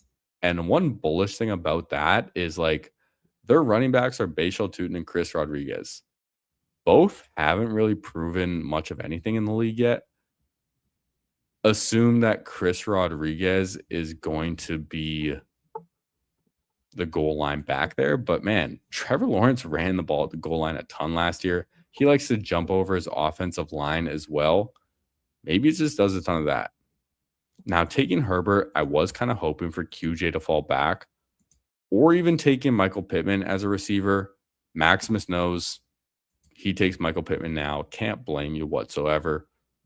I love some Michael Pittman in the Eliminator. Now, I'm tempted just to take another quarterback and push receiver. But I'm going to take Josh Downs. In the Eliminator, I like Josh Downs straight up more than Alec Pierce. One, because Alec Pierce, his foot is a little questionable, or ankle, whatever it is. What does this note say? Vertical option looks to build on strong season. Yeah, no shit. Dude got paid like $30 million a year. Of course he's going to look to build on a strong season. But it might just be Josh Downs' breakout season. He's been lining up on the outside recently. I think it would hurt him quite a lot if Keenan Allen does end up signing to Indy. But who knows, man? Maybe they don't. Maybe Josh Downs just gets 6 or 7 targets a game. It's possible. People were really thinking he was going to break out last year. And here's one. Okay, we're talking about Galaxy Brain today. Here's a little Galaxy Brain for Josh Downs' breakout, okay? And if we're talking about faded hours, this is the type of thing that you consider when you are in that mindset. His little brother, Caleb Downs, is now coming into the NFL. I could see that giving a little fire under Josh Downs' ass, you know? I don't want to be overshadowed by Lil Bro, coming in as one of the best prospects in recent years at safety. Can't be overshadowed by him. You got to step it up, man. That's some extra motivation right there. And my goodness, Alec Pierce all the way at 99 to Carve Muffin. Now, if you're giving me Alec Pierce at 99 in the eliminator, yes, please. And Trevor Lawrence fell to 96. Or sorry, 98. And this guy stacks him with Parker and Brian Thomas. Dude, this guy got balls. He took Kenneth Gainwell and pushed Trevor around the turn, still got him. Dude, kind of sick. That team at 2, hate to admit it, pretty sick team. Okay, Kyle Pitts goes. I would have snap clicked Kyle Pitts. Love me some Kyle Pitts. Now, call me crazy. I'm taking a running back right now. I'm taking Jordan Mason. Reason being, there's a lot of quarterbacks here. I know Dart is falling. But looking at the rest of the running backs, I'm out on Jonathan Brooks, especially in the eliminator. Aaron Jones. I mean, Jordan Mason's just talked about being the guy over him. And then it gets really, really shaky. So getting Jordan Mason as my 4th makes me very confident in stopping at 5. And there's a lot of quarterbacks here. I'm not too picky with stacks in this format, so I'll just take whoever. We're going to be taking a quarterback with our next pick, without a doubt. I do like this value on Jacoby and Wandale in this tournament, especially because these are guys that are going to give us some nice floor. But I don't want to fall behind at quarterback. My goodness, dude. This guy next to me, he did not stop at 4 running backs. Ended up taking Jadarian Price as his 5th in a row at 58, and then went 4 straight receivers. Still 0 quarterbacks and 0 tight ends for this guy next to me. And he goes Chris Rodriguez. So, hey, we're talking about Galaxy Brains today. Who would I have taken with my last pick? I would have taken Dart. Seeing Chris Rodriguez go at 111, I don't think there's any chance Jordan Mason would have came back to me. So we played that right. We get both of our guys. And this team's coming together really well. Let's do a little recap. We have a 2-4-4-0 with Justin Herbert, Jackson Dart at quarterback. Both our quarterbacks are unstacked, but we can get some stacks later. Running backs, Kenneth Walker, DeAndre Swift, Ramondre Stevenson, and Jordan Mason. Love it. Receivers, St. Brown, Devonta Smith, DJ Moore, and Josh Downs. I feel pretty great about this team. All of our bye weeks and our position groups are different as well for receiver, running back, and quarterback. So we might have an overlapping couple between positions, but within them, we're in the clear. Feels great. Team 2 needs to survive week 7. Yeah, I haven't looked at their bye weeks yet. They're on the clock right now, but I see. Yeah, Terry McLaurin, Tootin, Brian Thomas, Parker Washington, and Trevor Lawrence. Here's a downside to stacking in the eliminator is you also stack up bye weeks. Like we're complimenting this guy at week 7, but I think it's pretty unsharp to have 4 players from the same team within your first, 9 picks. Because that's a lot of same bye weeks.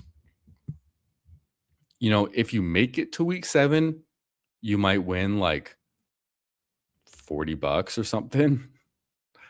But I don't know, man. I would rather spread it out a little bit more and try and make your bets on a couple guys instead of all of them. But if you're talking about Best Ball Mania or the puppy, by all means, I love that. Why not, dude? Mix it up. All right, really happy I took Jordan Mason because we're seeing a bunch of running backs off the board now. Aaron Jones, JCM, Tyron Tracy all went as well. We're 1 pick away. We don't have any tight ends. Stephon Diggs goes. I think I'd take a tight end here. Mark Andrews is interesting. Isaiah Likely would be a stack with Dart. And I'm going to take him here. I do not take a lot of Isaiah Likely. I think he's pretty overpriced. by 1 to 2 rounds. But in the eliminator, if Malik Neighbors is not playing the first few weeks, if he ends up on the pup or something, or even if he's just not himself again, Isaiah Likely's going to benefit a lot, especially early in the season. Already has reports that he's building good chemistry with Jackson Dart. We saw Jackson Dart target the tight end position a lot last year. So getting an upgrade at that as well, I think is pretty good. So taking Dart at 112, nice little fall there, and stacking him with Likely, I think makes a ton of sense. And I'm glad we took him there because Chig, Andrews, and Kincaid go after us. And there's one more guy I would quite like. Wow, dude, this guy that started 5 running backs, I didn't realize he was the one that took C-Rod as his 6th. Don't do this. We're talking about these running backs being important in the eliminator, but they're not everything. All right. Now, I'm going to take my second tight end in Dallas Goedert. We just took Likely as our first. I love some Dallas Goedert. We do have Devonta Smith as well, but I think taking Smith and Goddard on the same team is totally fine. We're not overstacking the team too much. It is our 3rd week 10 bye week, but they're at all different positions. So I'm totally fine with it. A 2-4-4-2 team. Danimal also has the same start. Very, very balanced and allows us to go in whatever direction we want. I'm also typically looking to draft 3 quarterbacks or 3 tight ends. 3 quarterbacks and 3 tight ends in this. My most common build is definitely going to be a 3-5-7-3, which is probably what we're going to end up with in this draft as well. Dude, yo, I just saw we hit 420 subscribers. Let's go, y'all. We were just talking about that. Perfect, man. Perfect. Carb Muffin, I didn't realize, yeah, Team 2 is also a pick away from the Terry and Jaden stack. I don't think that would have been great, though, especially if you had Trevor falling back to where he did. And yeah, let's fucking go, man. 420. Bro, if I could smoke in my apartment right now, we would light it up on stream. But we will in spirit. All right. Hey, appreciate you, Maximus. The goal is 500 by the NFL season. And I think we can do it, man. We're like, 6 weeks away? We need 80 more subscribers. I think we can do it. That's like 12, 13 a week. We could do it, man. 2 a day. So, hey, be part of the first 500, man. Hit that like button. Subscribe if you're new. Streaming every single day. And especially in August, man, the first 2 weeks of August, I have off work. So I'm probably going to do some real long streams. I might do like 4 hours each day or something like that and just like really challenge myself. Probably going to do it early in the morning too. It's fun to just wake up and draft. Now, I'm taking one of these 3 quarterbacks. This is working out really well for me, getting the quarterbacks to fall. We'll see what Danimal does. I'm taking them in this order as well. Darnold, oh, man. Danimal's just taking all the guys I want, man. I can't blame him, though. Darnold, 20 picks past ADP in the eliminator is incredible. Now, Daniel Jones doesn't necessarily feel the best because he's coming off the Achilles injury, but it is a stack with Josh Downs, so I am going to lean towards that instead. And we're done with our 3 quarterbacks now. I need to catch up at receiver. I only have 4, and that's not enough yet. However, having St. Brown, Smith, DJ Moore as my top 3, who are all clear wide receiver 1s, feels quite nice. And then Josh Downs, we just got stacked up with Daniel Jones, who also at the start of the season might just be a wide receiver 1. So I like that. Now, I already know who I'm taking with my next pick if he's still available.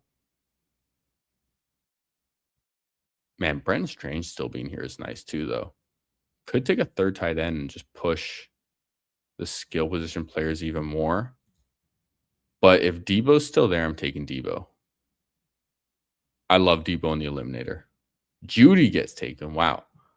I like Flournoy. I have no fucking clue why Adonai Mitchell's going at 160 in the eliminator. I can push a third tight end. Let me get a fifth running back first. Or sorry, fifth receiver first in Debo. I quite like Debo. And who knows? Maybe he ends up on the Colts as well. Maybe he ends up on the Giants. I think the Chargers could still bring in another receiver as well, even if it's not Keenan.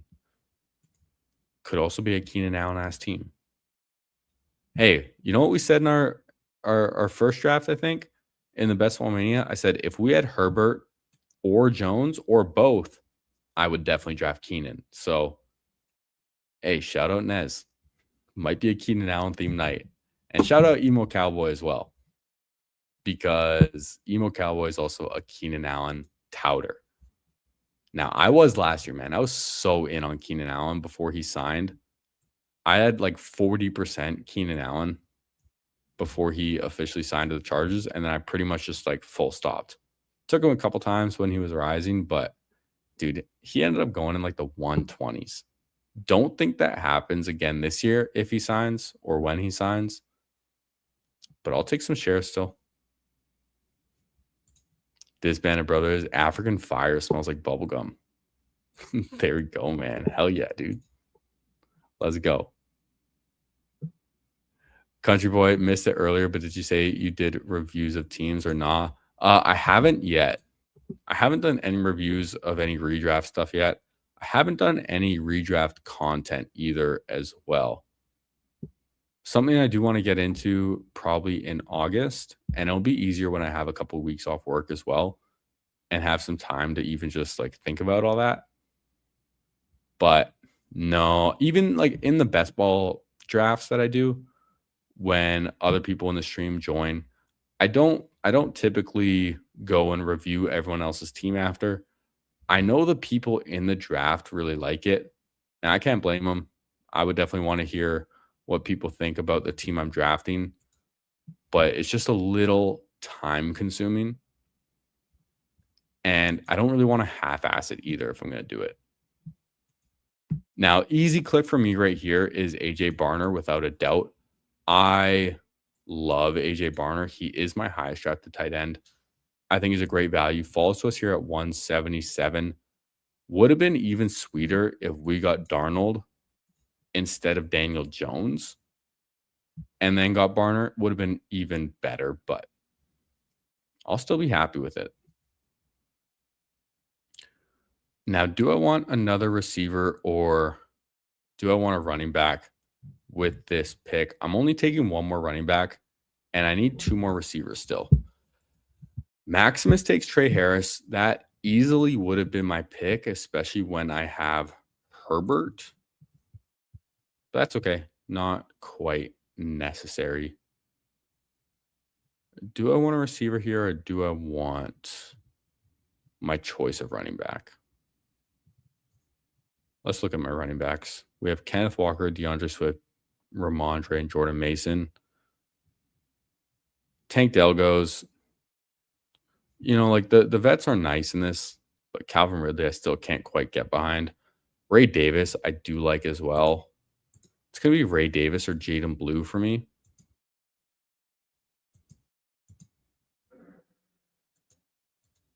I'm going Ray Davis. Oh, never mind.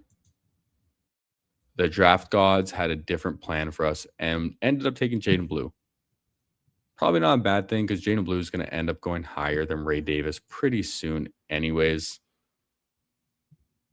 That's all right. Country Boy asking what our take is on Geno and the Jets this year. I mean, I hope he can stay focused on football and not with this off the field domestic violence stuff. That's awful. But I mean, he's got a lot of weapons, dude. The Jets have a sneaky amount of offensive weapons, especially after drafting Sadiq and Omar Cooper in the first round.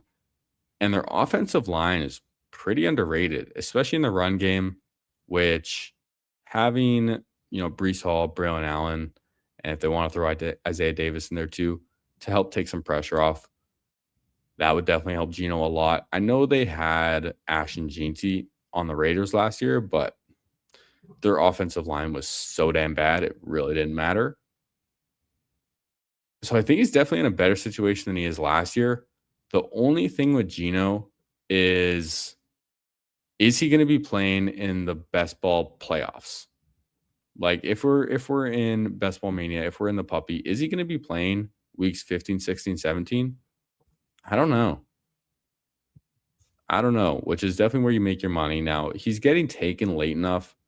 Like sometimes he even goes around 18 where, that's totally fine.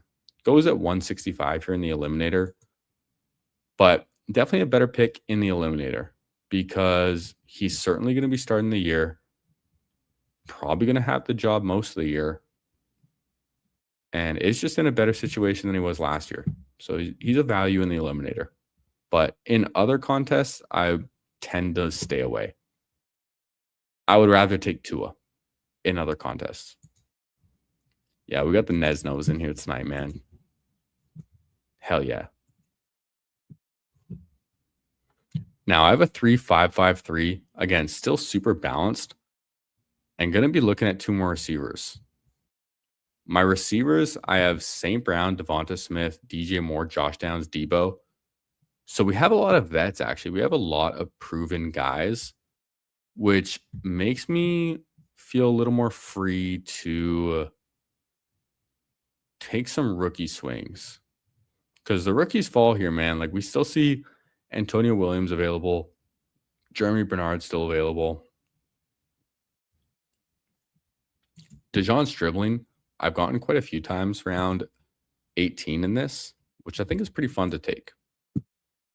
Now we're one pick away. Daniel has been taking all the guys I want. So if he takes Keenan, man, this why it's tough drafting with you guys. He goes Kirk though. Kirk is a very nice pick in the eliminator as well. But hey, this is a Keenan Allen ass team, and we're gonna make it happen. Now with our last pick, I'm not taking another old head. We're gonna take a younger guy. Dude, I kind of like Kayshon Boutte, man. Like, he's not bad. He scored 100 points in his last 2 seasons. Had 6 touchdowns last year. Should just be the number 3 in New England, but they do spread the ball around a lot. Jeremy, I have trouble taking in the eliminator. I like Jalen Noel. Just don't know how good the Texans offense is going to be. Tyquan Thornton's kind of fun. Is just going to be the number 3 in Kansas City. Could give us some spikes. We have Kenneth Walker for a little team correlation. Torrey Horton's kind of fun. Who do I want the most? I think it's just Boutte. I also don't have any week 11 buys at receiver. And he's kind of just the guy that I feel the best about. Even though his offseason has been a little questionable with some trade rumors. And you know what? If he does just end up getting traded, then it's probably a great value in round 18. If he ends up going to the Commanders or the Chargers or the Rams, the Colts, one of these teams, even the Falcons, phenomenal value round 18, right? So that's it for this team, this eliminator. And I really, really like this team. We had a balanced team pretty much our whole draft, and that's how it came together. I think it feels very strong, and we're going to get a lot of floor with this team and upside too. So we finished with a 3-5-7-3. Quarterbacks, Justin Herbert, Jackson Dart, and Daniel Jones, all different bye weeks. Running backs, Kenneth Walker, DeAndre Swift, Ramondre Stevenson, Jordan Mason, and Jaden Blue. Again, all different bye weeks. I like it a lot, especially our top 4 guys. They're all going to get us points starting week 1, and they can all get a lot of touchdowns as well. And then waiting until Jaden Blue is our 5th, who is a high value upside handcuff, presumed handcuff, I guess, on a great offense. I think it's a really fun way to approach this. Receivers, we got 7. Amon-Ra St. Brown. Anytime we start with him in the eliminator, gonna feel good about it. Devonta Smith, DJ Moore, Josh Downs, a bunch of wide receiver ones. Josh Downs questionable with that, but hey, we like him, man. Deebo Samuel, Keenan Allen, and Kayshon Boutte. Deebo, Keenan, undervalued. When they sign, they're going to rise. And getting the risers in the eliminator, I quite like. Maybe even more than in Best Ball Manias. Because a lot of people are waiting late to do these. Tight ends, Isaiah Likely, Dallas Goedert, AJ Barner. Phenomenal room. Really glad I took Likely and Dallas Goedert back to back. Makes me feel quite solid there. And then AJ Barner is my third. I am very happy anytime I get that. So super fun eliminator draft right there. And what do you say? Before we hop in another, let's try some big dog roulette. Will it hit for us this time? No, we are waiting for 9. One of these times, man, big dog roulette's going to hit. But we're hopping in another eliminator. If you want in, we're waiting for 8. So a lot of you can jump in yet again. Welcome, welcome. Let's draft some teams, y'all. And hopefully this one goes a little better for me than the last one did, man. It was a little tough. A little tough in that room. Okay. But we made it work, and we still drafted a good team. And my goodness, this one filled quick. And we get pick 11. Dude, we've had pick 11 twice, pick 8, and pick 9. And look at our neighbor, Maximus, yet again. Surprised he did not get the 12. Carb Muffin got the 12 instead. Taro's in here. Alex Faded. How we doing? Sanka in here as well. King Calorie got back in. We got Davis too. Is this a diamond badge or a silver badge? My colorblind ass can't tell. Honestly, like the diamond and the silvers look exactly the same to me. Alex Faded's first eliminator. Man, we've taken a few eliminator virginities this summer. We've had quite a few people do their first elims with us, and I'm honored, man. I'm honored. We got the good night from Hulk Smash. Appreciate you, man. Daniel staying out of this one. Hey, man, it's just when you're drafting next to me, you seem to like all the guys that I do as well, which I can't blame you for. They're good picks. So, hey, respect. And it's a silver badge. Gotcha. I assume so, but I literally can't tell. Yeah, it's tough, man. It's tough out here in these streets. But I'm glad you're just drafting your team, and I'm drafting my team. We're not colluding over here, man. That's not what we do. Disbanded, only drafting football. I only draft football as well. That's all I do. I don't think I've done a single draft for any other sport. I almost accidentally did a WNBA one the other day. And hey, for those who remember, man, my WNBA pick'em that I did the other day did end up hitting. Shout out Sophie Cunningham. All right, let's start with CD in this one, man. I don't love CD this year, but the week 14 bye is nice. And he's just on a good offense. Get some receivers. It's always fun. See what Carb Muffin does. Takes Saquon. Are we going to get the CD Jefferson start? I would try it. Nope. Dreams crushed. We started CD. Henry's at the top of ADP. I mean, yeah, I guess we'll take Henry. I don't take much of him at all. The week 13 bye is quite nice. And they're scheduled to start the season not too bad. I'm not really taking him in Best Ball Mania or the puppy at all. So getting some shares in the eliminator, I'm happy with. Happy to do that there. Yeah, disbanded also Bree Cannabis. There you go, man. Seems like that goes a little hand in hand. You know, there's a lot of people out here that are cannabis connoisseurs, as well as volume drafters. Just locks you in or something, you know? Now, a bunch of teams in this starting double running back, Alex faded. Gonna be keeping an eye on this team. This is okay. So y'all know I don't really do a lot of team reviews. I do pay attention to other people's drafts while we're doing it and try and like comment on them and take notice. It's just too time consuming at the end. Even though I know the people who draft the teams really enjoy it, and I don't blame you. But for Alex faded, it's a thing, man. When we take someone's tournament virginity, we're definitely going to review your team at the end and see how you did.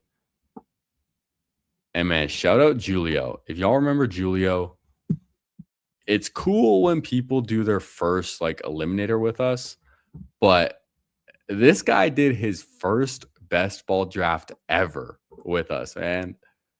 I was honored. It was on DraftKings, man. It was a lot of fun. And he drafted a good team too. I just felt so bad that his like internet cut out as well, and he auto drafted a couple picks. He ended up landing the plane, man, but it was funny to see. So shout out Julio, man. If you're watching this, appreciate you. Now, in this draft, Javonte pulled up to 26. Javonte is probably the running back that gets pulled up more than any other in this tournament. I see him go quite frequently in the second round, and I kind of get it. Dallas Cowboys offense, week 14 bye. He gets touchdowns. He catches a couple passes at least, but man, it does feel pretty expensive though. Will say. We are 4 picks away. All these teams in front of us have 2 running backs. So I'm sure they want to catch up at receiver. I was kind of hoping to get Justin Jefferson falling back to me for the JJ CD start. Pretty fun 2 wide receiver start to get, and not one that I've really gotten. Egbuka goes now, might be a hot take, but I personally like David Montgomery over ETN. In the eliminator too. Well, in the eliminator especially, but dude, honestly, in other contests, if I'm doing one draft ever, I would take Dave Montgomery in my one draft over ETN. Carve Muffin goes with Waddle. I'm going to take Olave. He does have the same bye week as Montgomery, but the value there is just pretty nice. He's also a guy who's just going to feel pretty consistent. Kellen Moore offense. His competition is a rookie who may or may not be still dealing with a hamstring injury. Was phenomenal last year. Maybe he just picks up where he left off. And getting him on this team feels quite nice. So I really like it, man. CeeDee Lamb, Derrick Henry, David Montgomery, and Chris Olave feels solid. Feels very solid. Just like the last draft, we do see another team, Mr. Toro, starting 4 straight running backs. Now, the guy who did that in the last draft crashed the plane so dang bad, man. Ended up drafting I think he drafted 6 or 7 running backs when he started 5 straight. Insane. Absolutely insane. Okay. Swift, Tootin at 44 is rich, man. Really, really rich.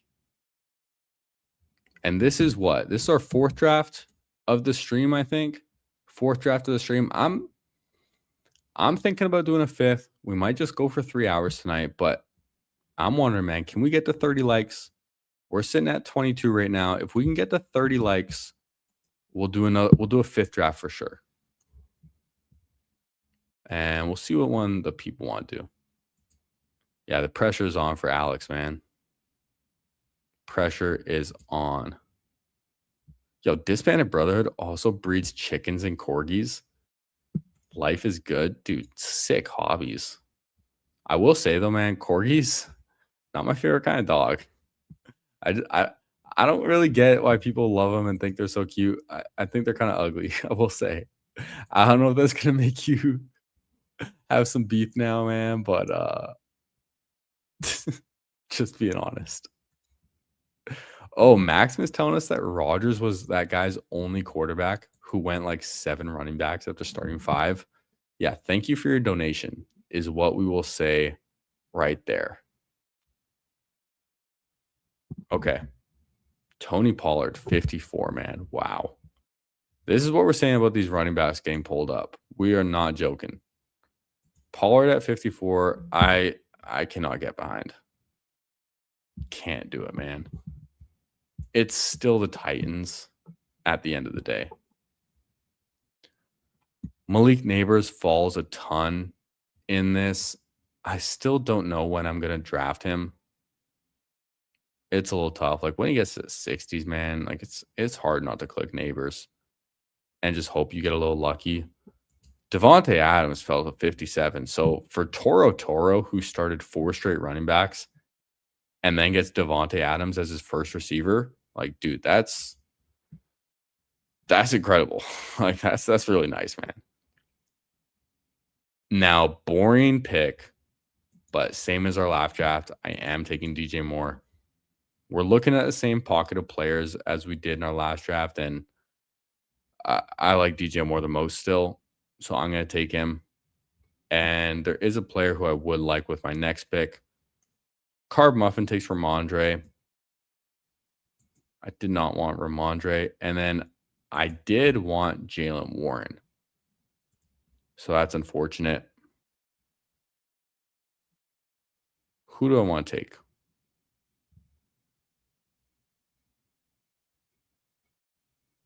Let's sure, let's just take Christian Watson on this team. He falls a few picks to 62. We'll get a little stronger at receiver, you know? Try that this way a little bit. I don't feel so great about Jadarian Price. I don't know how big his workload's really going to be to start the season. Chuba Hubbard, I don't know if it's worth reaching on him at 62. He should be unquestionably the running back 1 to start the year. How good is he going to be, though, is the question. And I would rather just take Christian Watson. He is healthy right now. Spike weeks are still important. Not everything, but they're still important. Oh, they're a pain in the ass, the corgis. Best on call got 6 strains? Yo, impressive, man. Chickens are cooler than them. Dude, chickens are cooler, man. Chickens are badass. On call with strains? Hey. Yeah, I'm curious to know what strains, man. We got some good strains in BC, especially the indicas, man. We got some good ones. Best ball on call is cooking up some Blue Dream, Pineapple Express, and forgot the others. Classic stoner. Out here forgetting everything. But hey, 2 classics to start it out. Can't be mad. Now, backing on this draft, Tyler Warren falls to 72. Really, really nice. I do quite like Tyler Warren in this format because he should just be really consistent. He was last year, and maybe he gets some more goal line opportunities this year. We saw him get like some carries near the goal line last year. And Daniel Jones coming off the Achilles, I don't know if they're really going to tush push him. Might just be Tyler Warren's job. Or just hand it off to Jonathan Taylor. That would make sense as well. But I like Tyler Warren, man. I do just have a harder time taking him at the top of round 6 area. And I know I have at least one team with Tyler Warren at pick like 80 or something in the eliminator. Sometimes you just get some really strange falls in this format. Looks like we're not getting the quarterbacks to fall to us, though. We missed out on Dak. He went unstacked. That would have been nice when we had CD. Herbert is off the board already as well. Trevor Lawrence is still there. Could consider oh, never mind. Toro. Got some Trevor. RJ Harvey? Sure, I'll take RJ Harvey.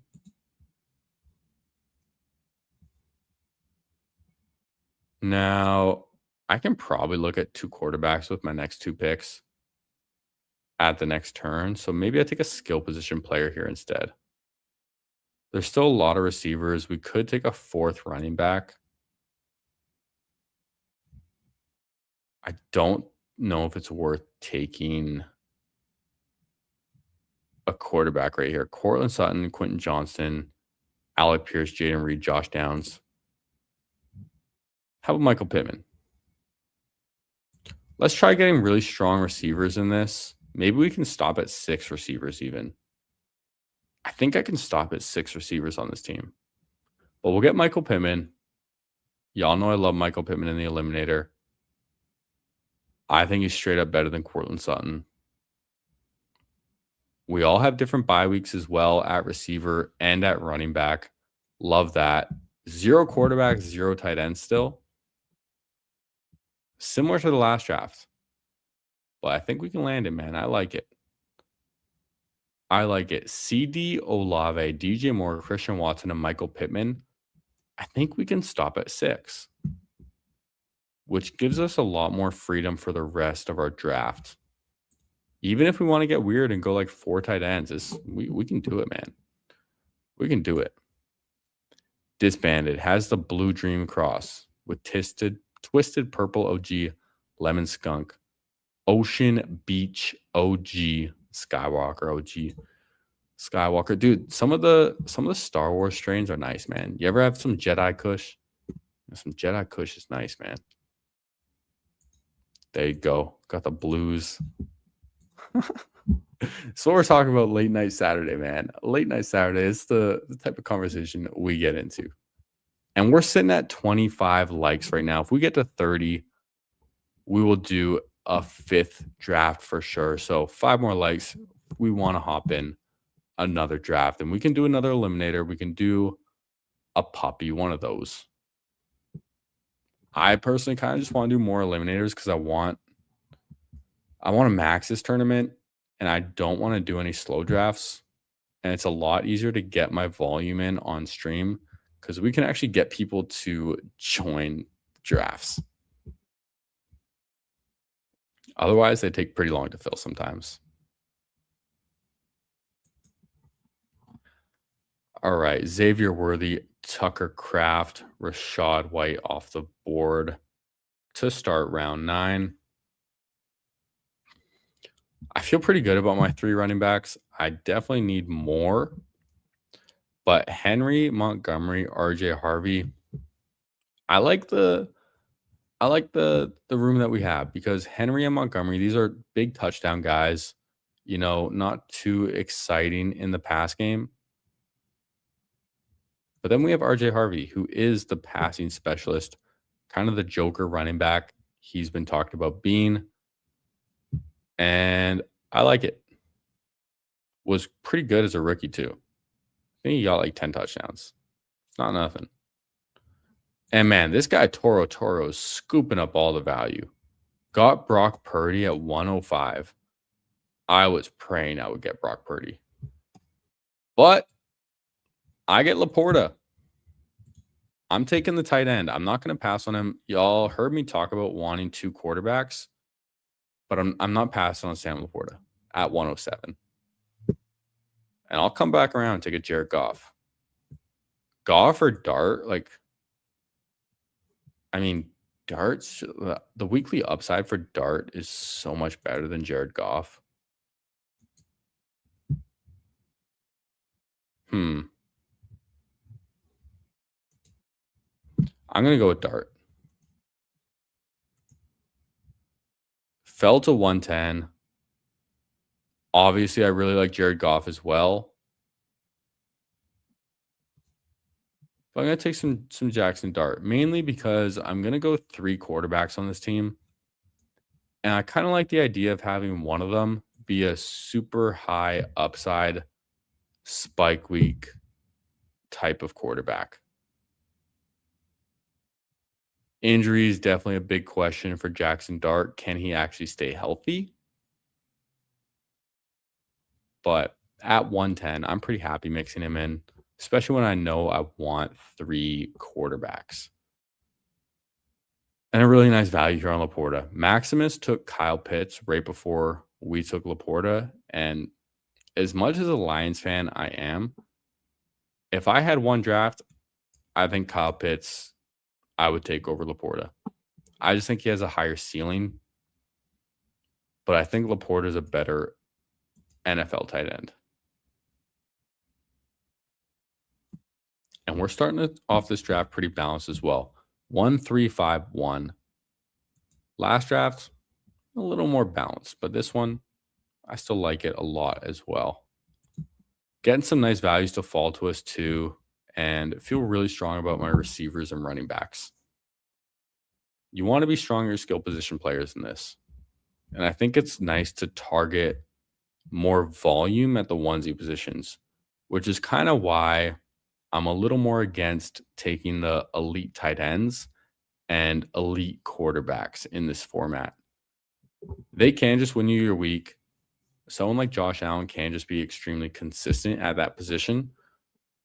But to me, I kind of want the consistency and upside at the running backs and receivers when I have to start at least 2 and 3 of them.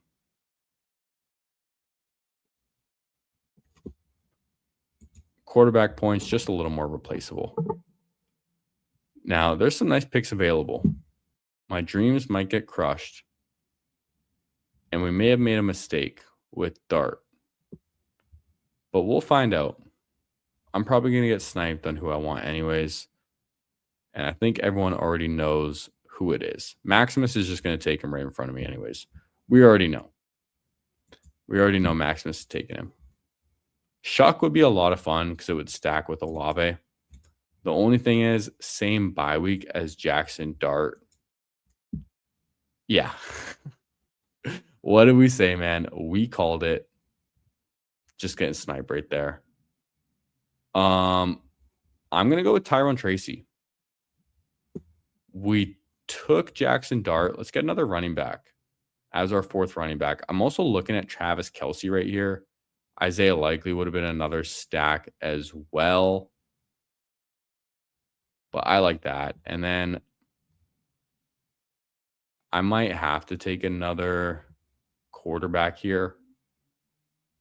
I would like to take Likely, Kincaid, Goddard, but quarterbacks just get really, really thin, and I don't want to get completely boxed out. So I am going to take Cam Ward. We saw CJ Stroud go right before us. Malik Willis went at 129. I would have loved if I got Tyler Shuck even with the same bye week, but I'm happy with Cam Ward right there. Even unstacked. We don't care too much about stacks. I think I had to take the tight end, or sorry, the quarterback before the tight end. And we're in this situation because we took Michael Pittman instead of another running back, and then took Tyrone Tracy here instead of a tight end. But I like how it's turned out, and I can still stop at 6 receivers depending on where I take my next one. Scoop Deathberry if you ever see it. I've never had Deathberry, but Death Bubba is a classic BC strain. Pretty sure it's native to BC. And yeah, that's quite nice, man. I like the Bubbas. I like the Bubbas. All right, Kincaid, Likely, Goddard, all off the board. Jalen McMillan goes right after. Chig, Hunter Henry too. So yeah, I don't love to see all these tight ends go off the board because I do still only have Laporta. I was really considering taking Kelce, but I just know I can get more volume at tight ends later. And Tracy, he might just start the season with a bigger role if they want to ease Scatabo back in, or if Scatabo gets a setback, or is just playing a little recklessly. Like, I don't know. Did y'all see that backflip that he tried to do?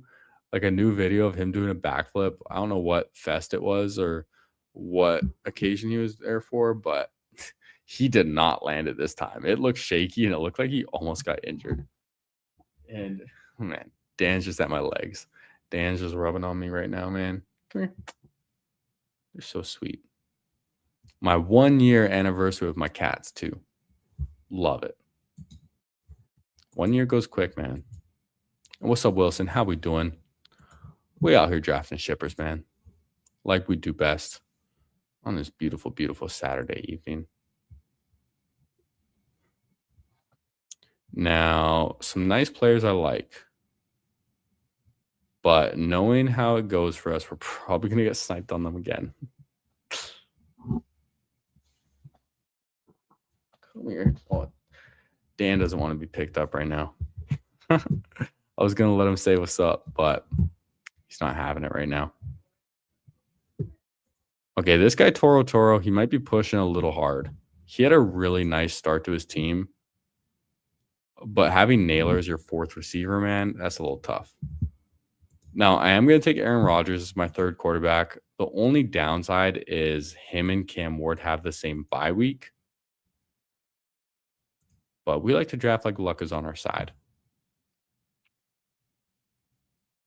Now, Gadsden is interesting. Can I push tight end more? Or I take my sixth receiver and I'd be done? I'm going to take Gadsden on this team.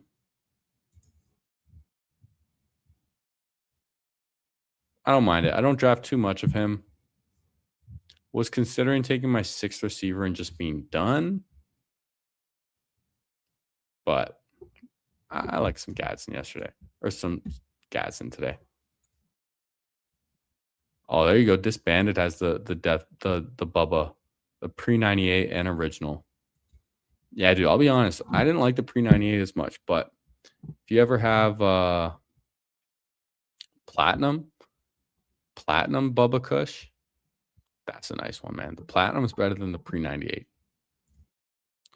Seth saying it's been 3 years with his cat. Feels like you just got him yesterday. Hey, dude, 3 years, man. That's so sweet. My kitties aren't even 3 years old yet. They are little babies, man. They just turned 2 like 2 months ago, but I've had them for 1 year exactly now. Hey, this band agrees with the Bubba Kush take. I'm glad we agree, man. It's been a minute since I've had some Bubba Kush. But you were talking about berry, and I did get some berry Kush. Was it sweet berry Kush? Is that what it was called? I picked that up the other day. Gino goes 165. Debo 166. AD Mitchell 167. I love the Debo value, man. In the Eliminator, love the Debo value. Wish you had that cut. Hey, it's nice, man. It's nice. Okay, looking at our team, our running backs, we have Henry, Montgomery, Harvey, and Tracy. We do have 2 week 8 buys. Going to be taking one more running back and calling it there. And there's a ton of running backs available. And my goodness, is it dry at receiver. But I'm totally comfortable stopping at 6 when I have CD, Olave, DJ Moore, Christian Watson, Michael Pittman. I think I can get away with it in the Eliminator. Of course, I wouldn't do that in a Best Ball Mania, but in this format, I would do it. How are we at with our likes? We're at 26 likes. We got 34 people in here. If we get to 30 likes, just 4 more, we'll hop in draft number 5. So if y'all could do me a favor, go down, hit that like button for me. Subscribe if you're new. Trying to get to 500 before the NFL season begins. Have not decided what I'm going to do for it yet, but it'll be something, man. Might even cook up like a little 12-hour stream or something like that. Could be fun. Could be fun. Yeah, listen to Carb Muffin. Listen to Carb Muffin. Carb, like the stream. We appreciate it, man. We appreciate it.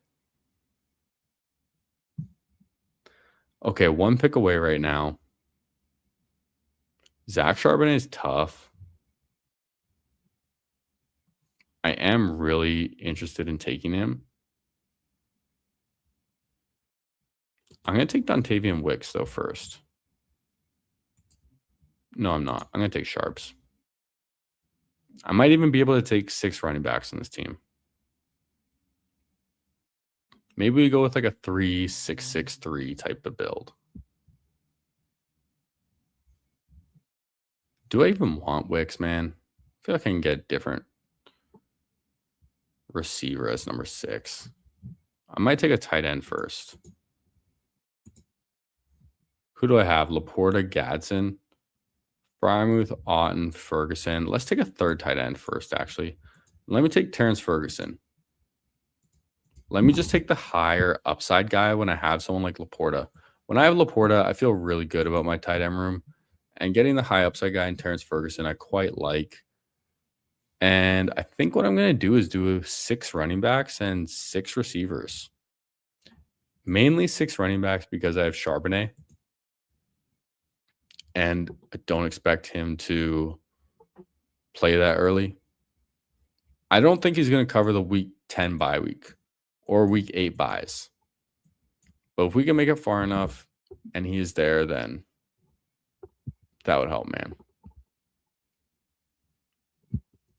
Now we have two more picks to make.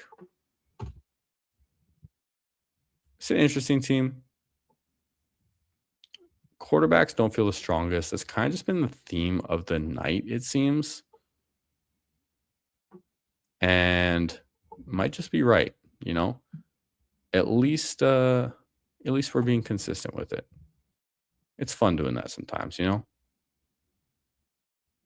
Dontavian Wicks goes at 191. We have some options at receiver. We can kind of take whatever we want. I think it would be fun to stop at 6.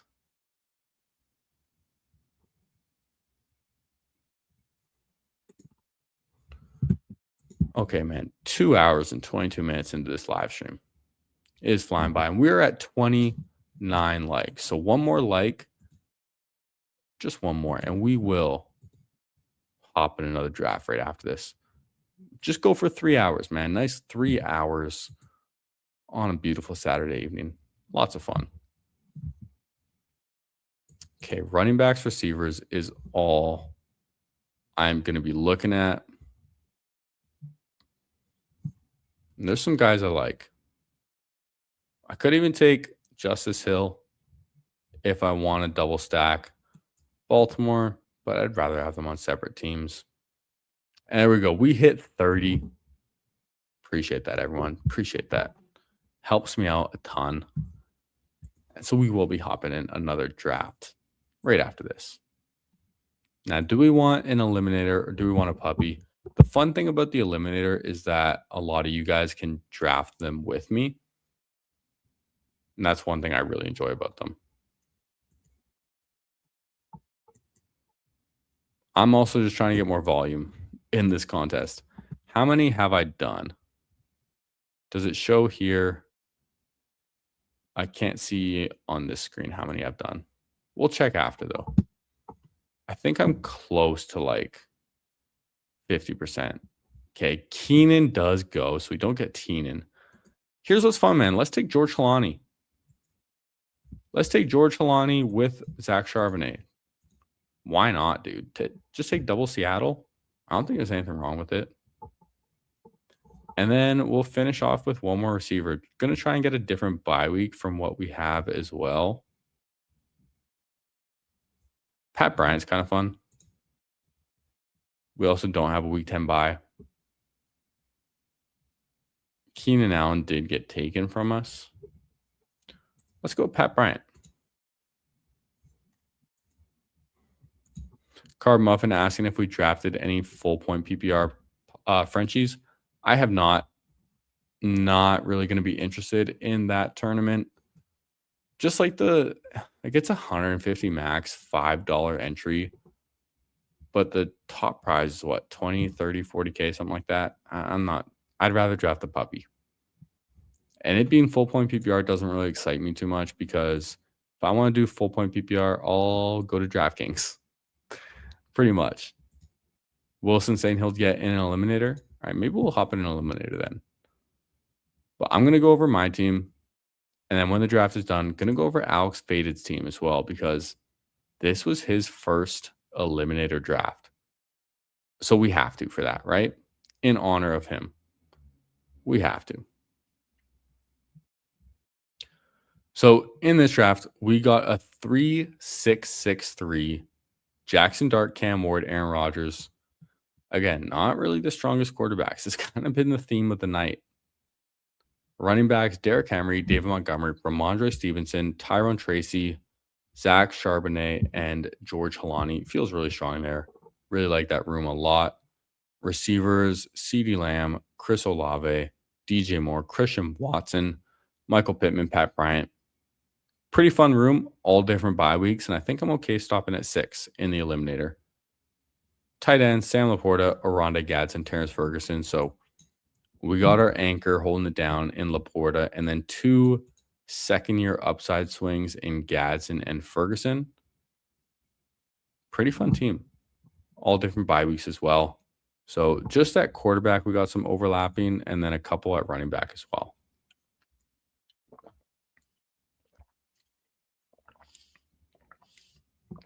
So, excuse me. That's the team that we drafted. And then we'll look at Alex Faded's team, and then we'll hop in one more draft. Happy Saturday, everyone. Alex Faded with a 3-5-7-3. So structure already pretty good for the eliminator. We draft a lot of 3-5-7-3s. Quarterbacks, Bo Nix, Jared Goff, Fernando Mendoza.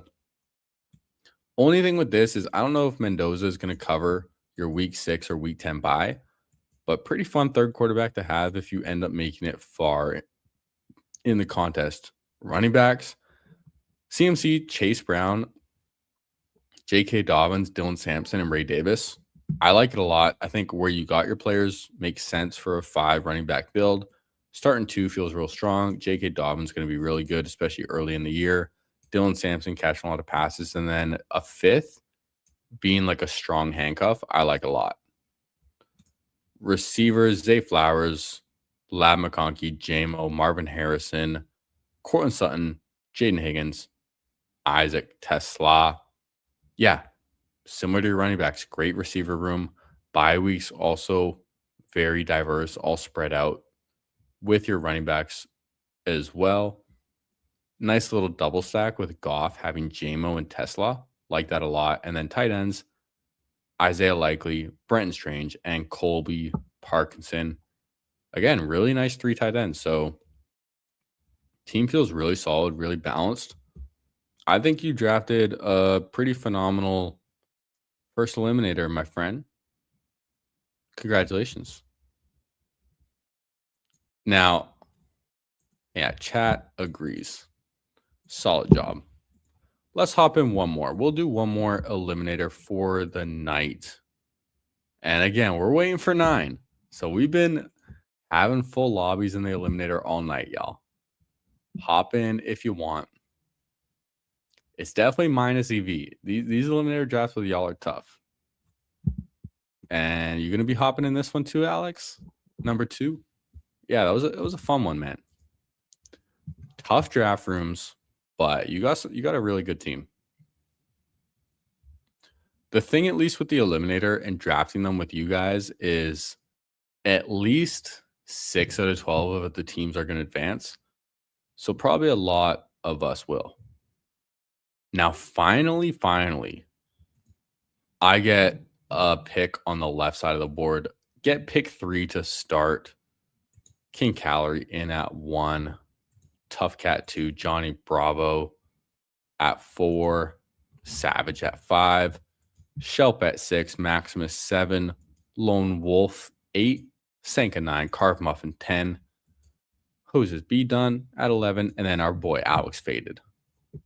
Running it back. Round 2 at pick 12. There you go, man. Hey, when you draft a good team the first time, you might as well go with the momentum and hop in this one too. And yeah, King is definitely blessed with the starts this time, man. Pick one does not get any better. Now at pick 3, man, when I look at my eliminator exposures real quick, I've done 68 of these. Oh, dude, this is number 69. Nice. But look at my chase. I have 13.2% Ja'Marr Chase, which I love. But Puka, I have 5.9. I don't know if I want to be that different. Like it's tough. I am actually going to take Puka though.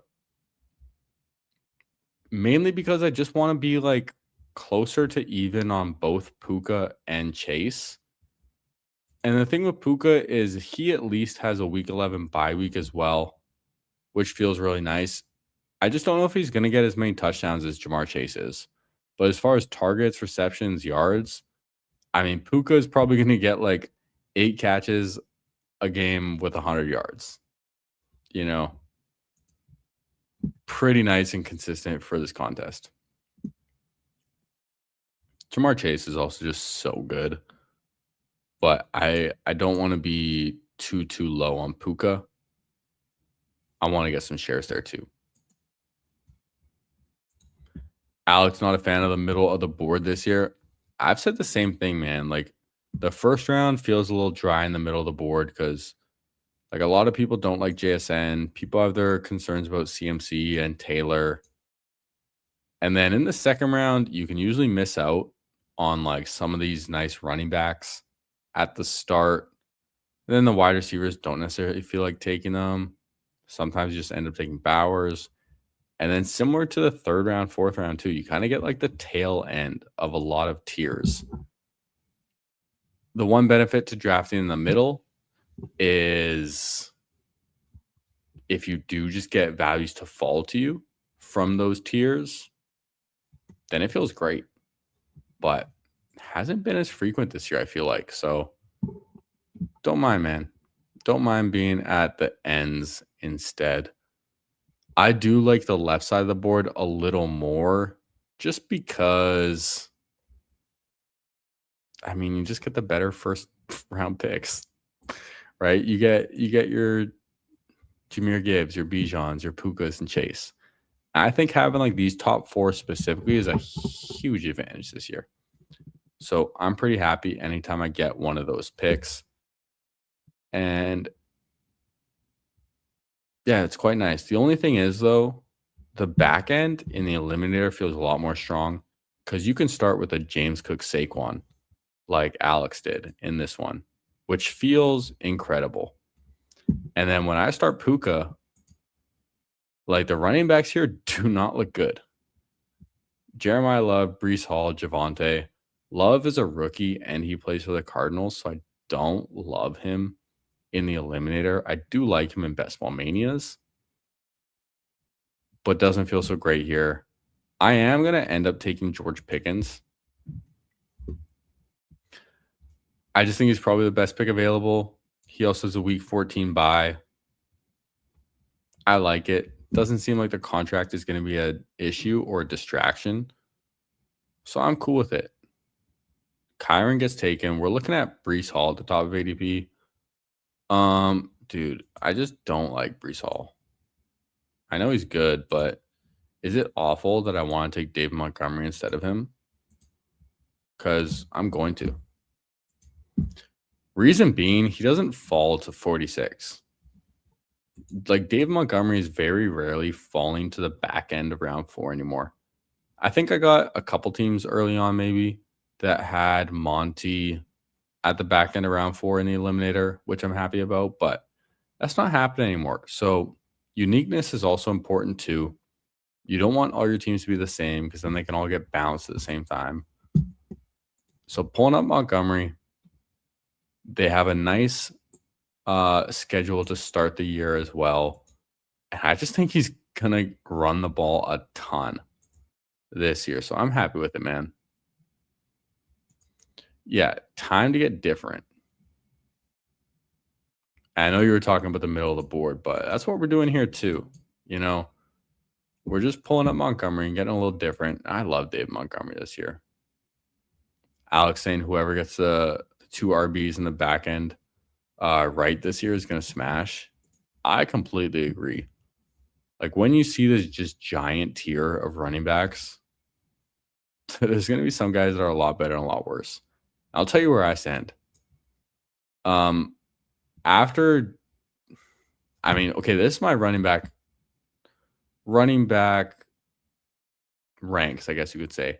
Gibbs, Bijan, CMC, James Cook,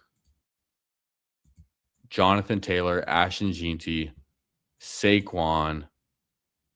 Also, this is not for the Eliminator. This is for like Best Ball Mania, I would say. After Saquon, I would take Kenneth Walker, then Chase Brown, then Hampton, then HN, then Henry. That's how I would do it. In the Eliminator, it might be a little different, but in like regular Best Ball Manias puppies, Gibbs, Bijan, CMC, James Cook, Jonathan Taylor, Gene T, Saquon, Kenneth Walker, Chase Brown, and then Hampton, HN, Henry. That would be my personal order for those guys. And I feel pretty strong about that. The hot take is definitely James Cook over Jonathan Taylor, but that's just kind of how I've been feeling lately.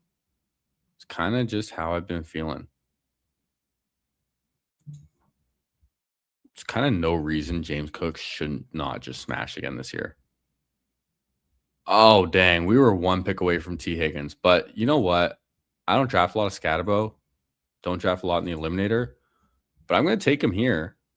Now that I have Montgomery and Scatabo with Puka and Pickens, that's extremely unique because we pulled up Montgomery and then Scatabo fell to us. So extremely unique running back pairing with Puka and Pickens. Love that a ton. Only downside is they both have week 8 bye weeks. But hey, we still got a whole rest of the draft where we can solve that issue. Now, I don't feel so great about the running backs that are left. Bucky, Tootin, Henderson, I don't love. Loveland, Adams, Lamar. I really like Colson Loveland. Yeah, I'm going to take Loveland. You know, we've been fading tight end for the most part in our drafts tonight, but man, I like Colson Loveland a lot. I do like Lamar Jackson a ton as well, but the thing is, when I'm looking at round 6 and 7, I'm pretty happy with a lot of the quarterbacks there as well. And I like Colson Loveland a lot more than I like Tyler Warren. I would not be surprised if Colson Loveland finishes as tight end 1 this year. Wouldn't shock me. I do think it's going to be Bowers, of course, but I like London a ton.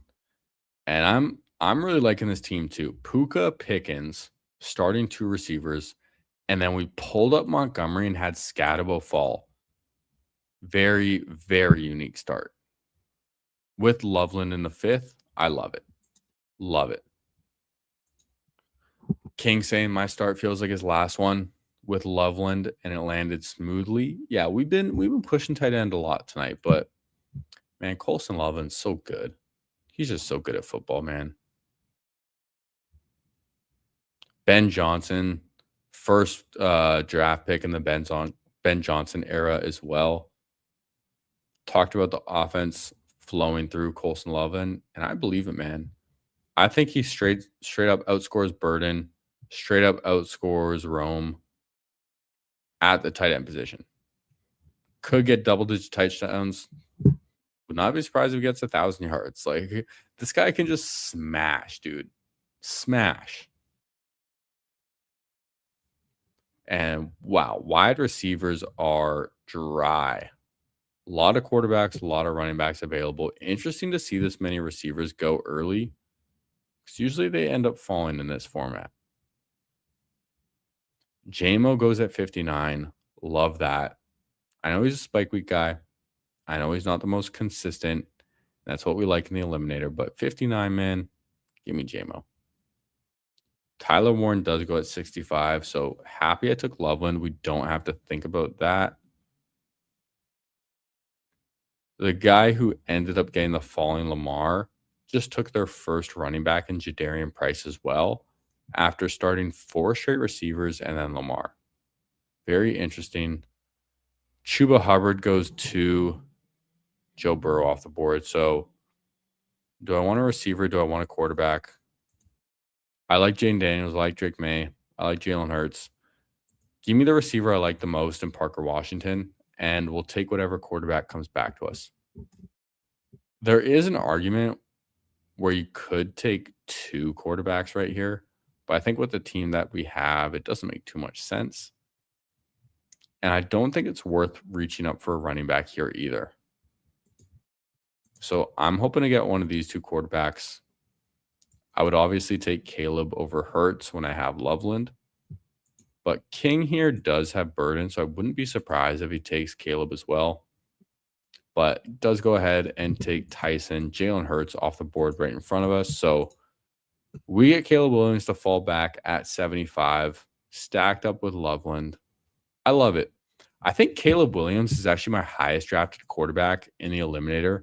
For whatever reason, he just falls all the time. Like, let's look. Is Caleb my highest drafted? He is 22% in the eliminator. Mainly just because he falls so often, like to the 80s all the time. Jared Goff is number 2. Tua is number 3. Very surprising.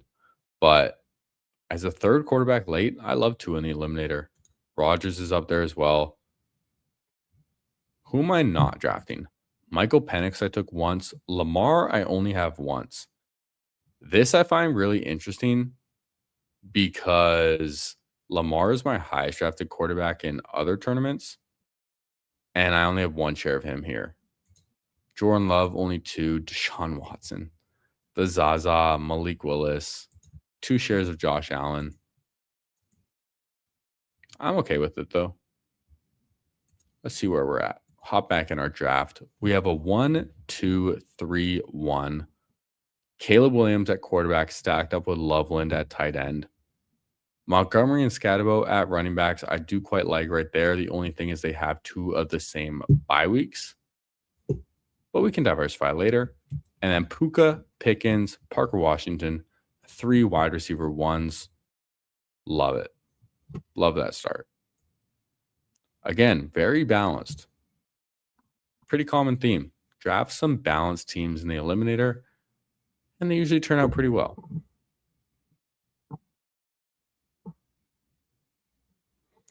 Man, these running backs. Kyle Monangai at 83 is rich.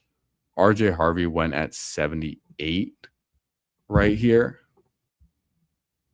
And Blake Corum at 84. So, yeah, I'm hoping to get some good guys falling back to us still because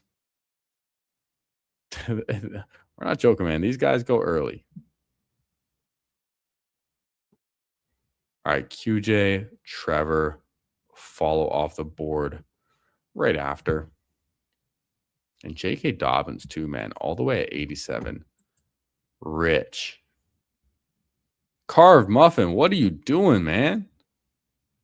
Oh, my goodness, Carved Muffin. 6 running backs and 2 receivers? Are you on auto or something? Definitely not. You took Lemon at 82. What's going on, Carved Muffin? You're getting unhinged. Through 8 rounds, you have 6 running backs, 2 receivers. Explain yourself. What's going on, dude? Half joking, but also like, yeah, what's going on? All right, 1 pick away. Some fun quarterbacks still here too. Do I push quarterback or do I take one? I'm gonna take Purdy. No, I'm not. I'm gonna take Gainwell.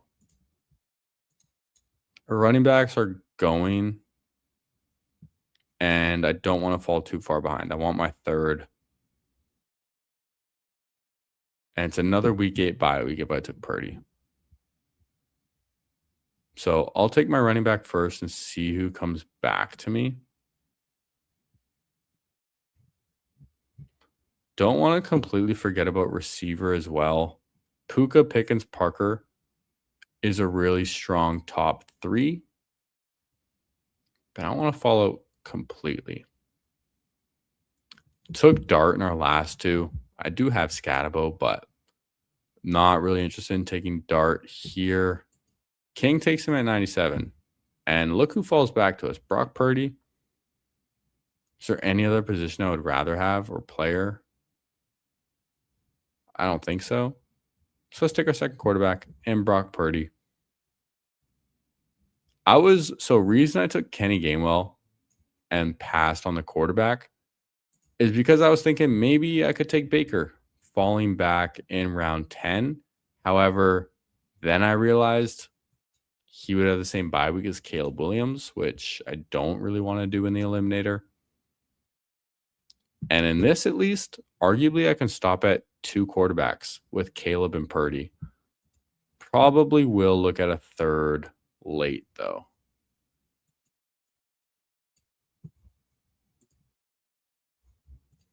Carb Muffin saying he has to zig during this wide receiver avalanche. I mean, yeah. But that's a little rich, man. All I'm saying. I don't know if I'd be taking Dobbins at 87 as my 6th. That's just me personally. I could be wrong. Could be wrong.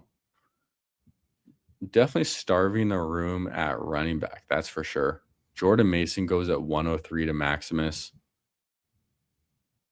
I am happy I took Kenny Gainwell. Rachaad White has a higher ADP, but I have a really hard time taking Rachaad White over Kenny Gainwell. One, Bucky Irving's still not practicing. Like the latest report on Bucky, does it still show it here? It's saying like he could be ready for training camp. Yeah, could return for training camp. I don't like that word could. Miss significant time in 25 due to an injury.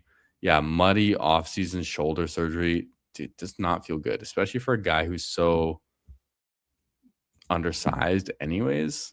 I don't love it, man. I don't love it. All right. Kyle Pitts off the board at 113. Incredible value there for Lone Wolf. Really love seeing that for you. Great pickup. Baker does go at 114, so we would not have had the option to take him anyways. 2 picks away. Now we're going down with the salute. We're holding it down tonight, man. No worries. Having a great time. All right, top of ADP is Golden. I can't take Golden, man. JCM or Chris Rodriguez, who do I want? I've been taking C-Rod over JCM recently.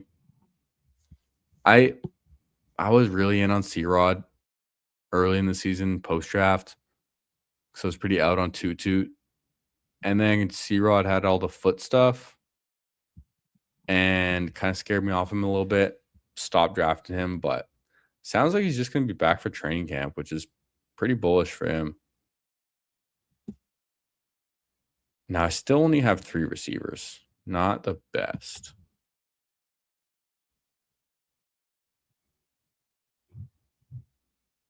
JCM does go. Khalil Shakir, eliminator ass pick. I'm going to pull up Diggs. I think it makes sense as my 4. Expecting him just to go up in drafts once he inevitably signs anyways. Could have looked at Kittle to stack with Purdy, but the thing is, stack's not that important, and I'm afraid for Kittle's injury, man. I know the reports have been really optimistic.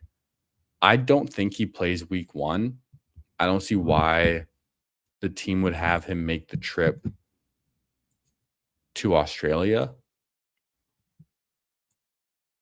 And I'm just not super convinced he's going to be healthy the whole year. Plus, I've said this before, but like last year when Kittle came back from his hamstring injury, the first game he played, he had 0 catches. I don't even know if he got targeted, but he came out and said that he literally just used that game for cardio to get into football shape again. And when you have a torn Achilles, I can't imagine you're doing much cardio in the meantime, since that happened. Seen him do a little bit of running and jogging around and some movements at tight end U, which is definitely optimistic. I mean, I certainly didn't expect that. And he looked pretty good for where he's at in his recovery, honestly. But he's like, what, 33? Dealt with a lot of soft tissue injuries. Sometimes if you're coming back from an injury, you might be, a little stiff, a little nervous. You might injure it again. Maybe you're compensating and then end up hurting something else. I just feel like there's a lot of outs to George Kittle being, close to a 0 this year. I think a lot of people are going to disagree with that, but the health is just a big concern for me. Even though he is George Kittle. I've mixed him in here and there. He's probably a Hall of Famer. I think he deserves it. But it's tough for me in best ball, I'll say.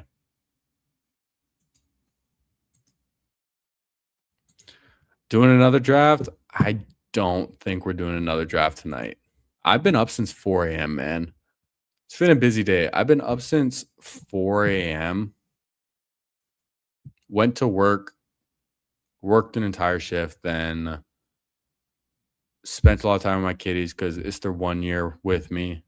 Had a nice dinner with the lady friend. And then he's streaming, man. So it's been a busy day. Yeah, rolling the dice a bit with the Kittle stuff. I think I need to take him a few more times because he is George Kittle. The 11th round does bake that in, I guess, but there's just so many good tight end picks, man. There's just so many good ones. Like Goddard's here at 142, man. Casey Concepcion's still here too. Malik Willis goes. Don't love to see that. I would have really liked to take Malik Willis, but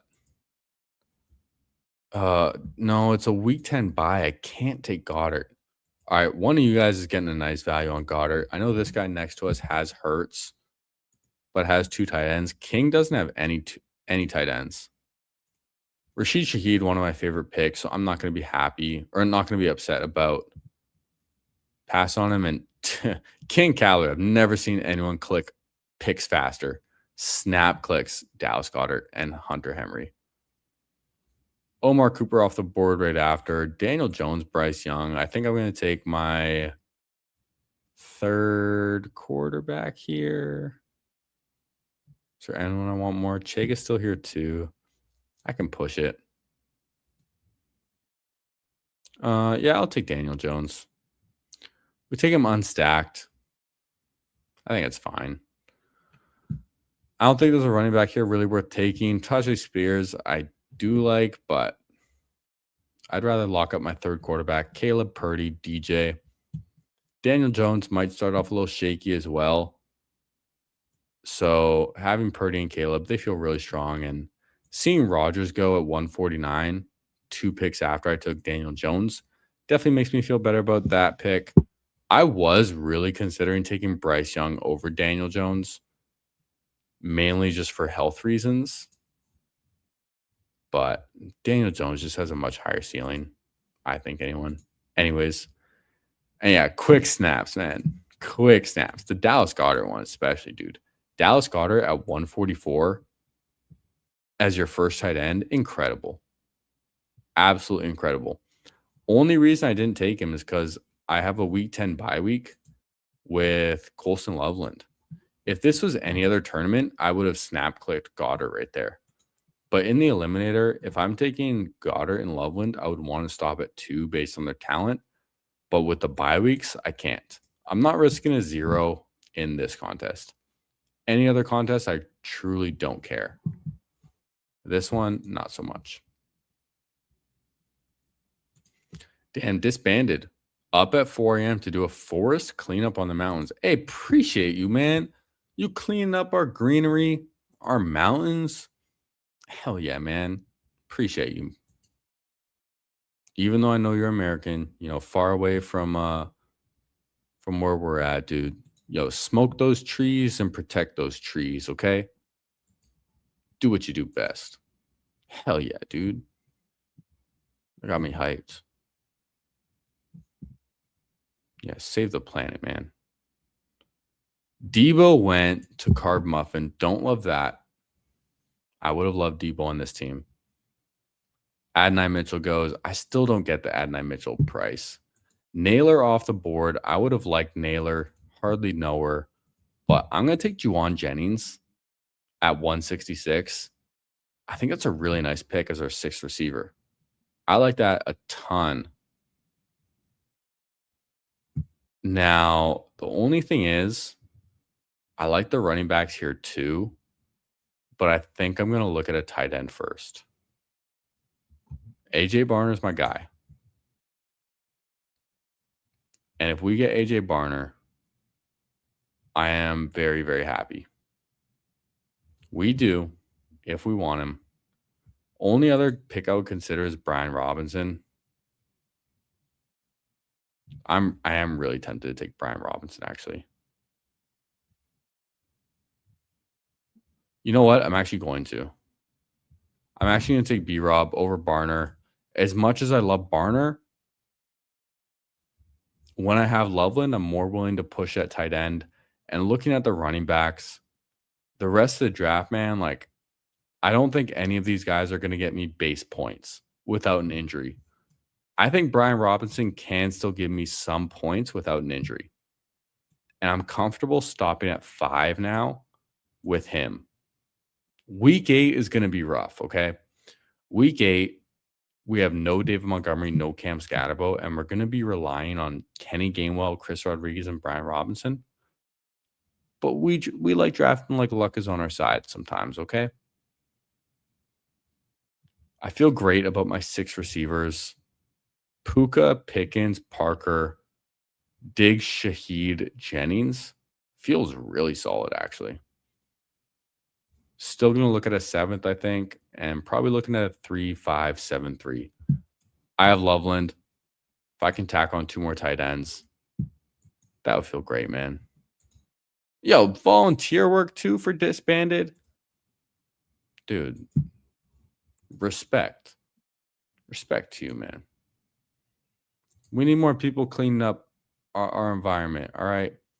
I'm not like a green, person by any means, but, we can't be littering out here, okay? Gotta take care of our planet. Like, dude, we talked about smoking earlier. I don't know about you guys. I don't litter my butts. The little roach after finishing a joint, I don't litter it. I have a little container I'll put it in. And then when I know it's not lit anymore for sure, cooled down, we'll throw it away. All right, we're not littering out here. No littering, man. Yeah, someone's got to do it. Appreciate you doing it, man. You know what? That's actually one thing that lady friend and I have even talked about doing, because we like to go to the beach a lot.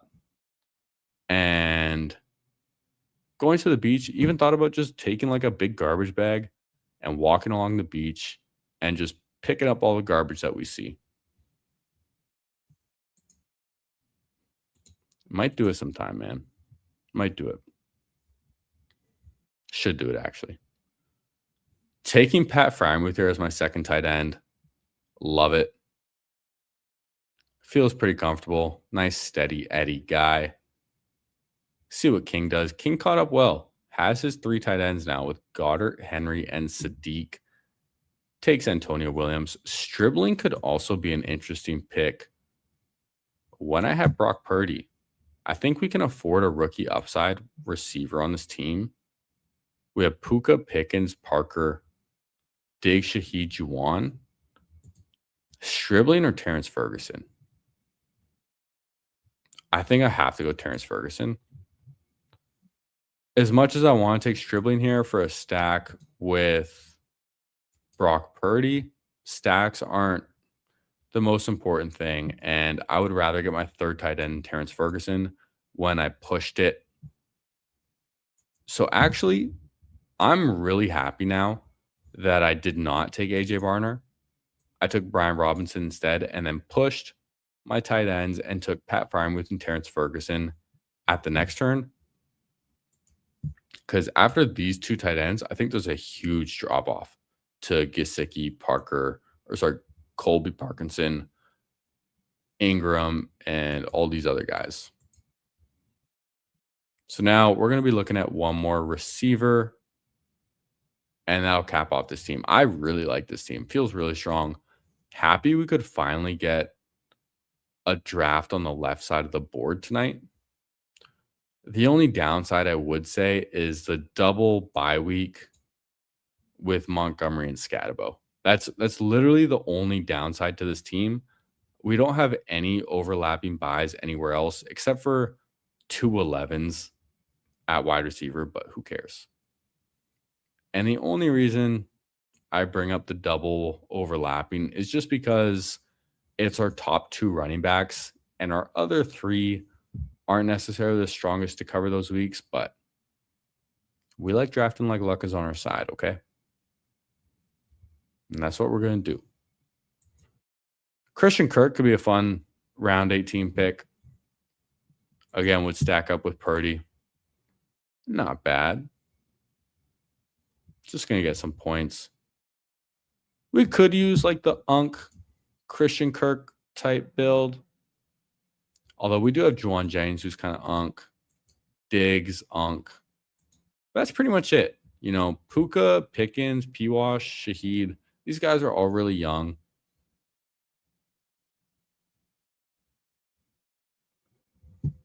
We'll see who's available. Christian Kirk could be fun, though. Maximus does go Keenan Allen. I didn't queue him up, but Keenan Allen definitely was on my radar. Trying to get some more shares of him before he signs, because I feel like he would. And I think Keenan Allen, too, could have been a potential stack for me with Daniel Jones if he did end up going to Indy. Who knows, man? Dark horse? What if he just ends up in Chicago? You know, he was in Chicago a couple years ago. Pretty easy to forget that Keenan Allen ever played in Chicago, but he did. All right, might as well take Christian Kirk. Like, who else is really exciting to take? Get a little stack there with Purdy. I like it, man. So let's go over our final team. We have a 3-5-7-3 again. About as classic of a build as we're going to get in the Eliminator. Going to draft a ton of 3-5-7-3s. Caleb Williams, Brock Purdy, Daniel Jones at quarterback. Love it. Some nice falls, too. We got Purdy to fall a few picks and DJ to fall a few picks. Running backs, David Montgomery, Cam Scatterbo, Kenny Gainwell, Chris Rodriguez, Brian Robinson. I love the room. Only thing is the double week 8 buys, but hey, we like drafting like luck is on our side. Receivers, Puka Nacua, George Pickens, Parker Washington, Stephon Diggs, Rashid Shaheed, Juwan Jennings, and Christian Kirk. I love it. It's also kind of fun, you know. We pulled up Diggs to 123, and then Shaheed fell to us to 142. So these are the 2 receivers that I like the most in this little pocket right here as well. So getting these 2 both, I love. Similar to our running backs, you know, we reached up for David Montgomery, and then we got Scatterbo to fall a few picks. So it's a really fun way to get unique, and that's my favorite part about this team. It is hyper unique, and we really didn't sacrifice much value for it. Juwan Jennings and Christian Kirk to finalize our receivers as well. Feels really, really strong. Tight ends, Colson Loveland, Pat Freiermuth, Terrence Ferguson. This is exactly how I want to build my tight end room with Colston Loveland in the Eliminator. In the Eliminator, I usually want 3 tight ends. And when I take a guy like Loveland, if I can get Freiermuth and Ferguson as my last 2, love it. Ferg for the high ceiling, Pat Freiermuth for the floor. I love this team. Turned out really well. Just the 2 week 8 buys, but hey, we're getting lucky in these streets, man. And appreciate all the nice comments, man. Yeah, Nez is happy with you for that pick. Hey, we're making Nez happy, man. Sharp drafter, true diamond badge drafter too, man. Respect to him. But it means we're doing something right. You know, maybe we'll get him on the channel sometime too. Might have to try. We can try. No shame in asking. Or somehow, Nez, if you're still lurking here, then hit me up, man. We'll figure something out. Michael, hey, great to see you in here, man. Thanks for joining me on a fun night. Always fun drafting on a Saturday evening, man. Maximus, you too. I think you might have been in like 4 out of 5 of our rooms tonight, maybe a lot of them. But yeah, thanks for joining. Disbanded as always. Thanks for hanging out, and cheers to you, King, as well. A lot of fun teams. So I'm probably going to be streaming pretty early tomorrow morning. I think like I might just wake up, you know, make some coffee and then just hop on again. So expect me to stream earlier tomorrow morning, not late at night, because I'm working tomorrow night. So we'll be up early doing it, man. Until then, GG's. All right, y'all. Until tomorrow, I love you. Joy is beautiful. And we are going to end this stream. Happy Saturday. Hey, damn it. Hey, down. Hey, boy. Yo. Oh, dude, I just fell off my stool too. Yo, what a way to end this stream. Okay.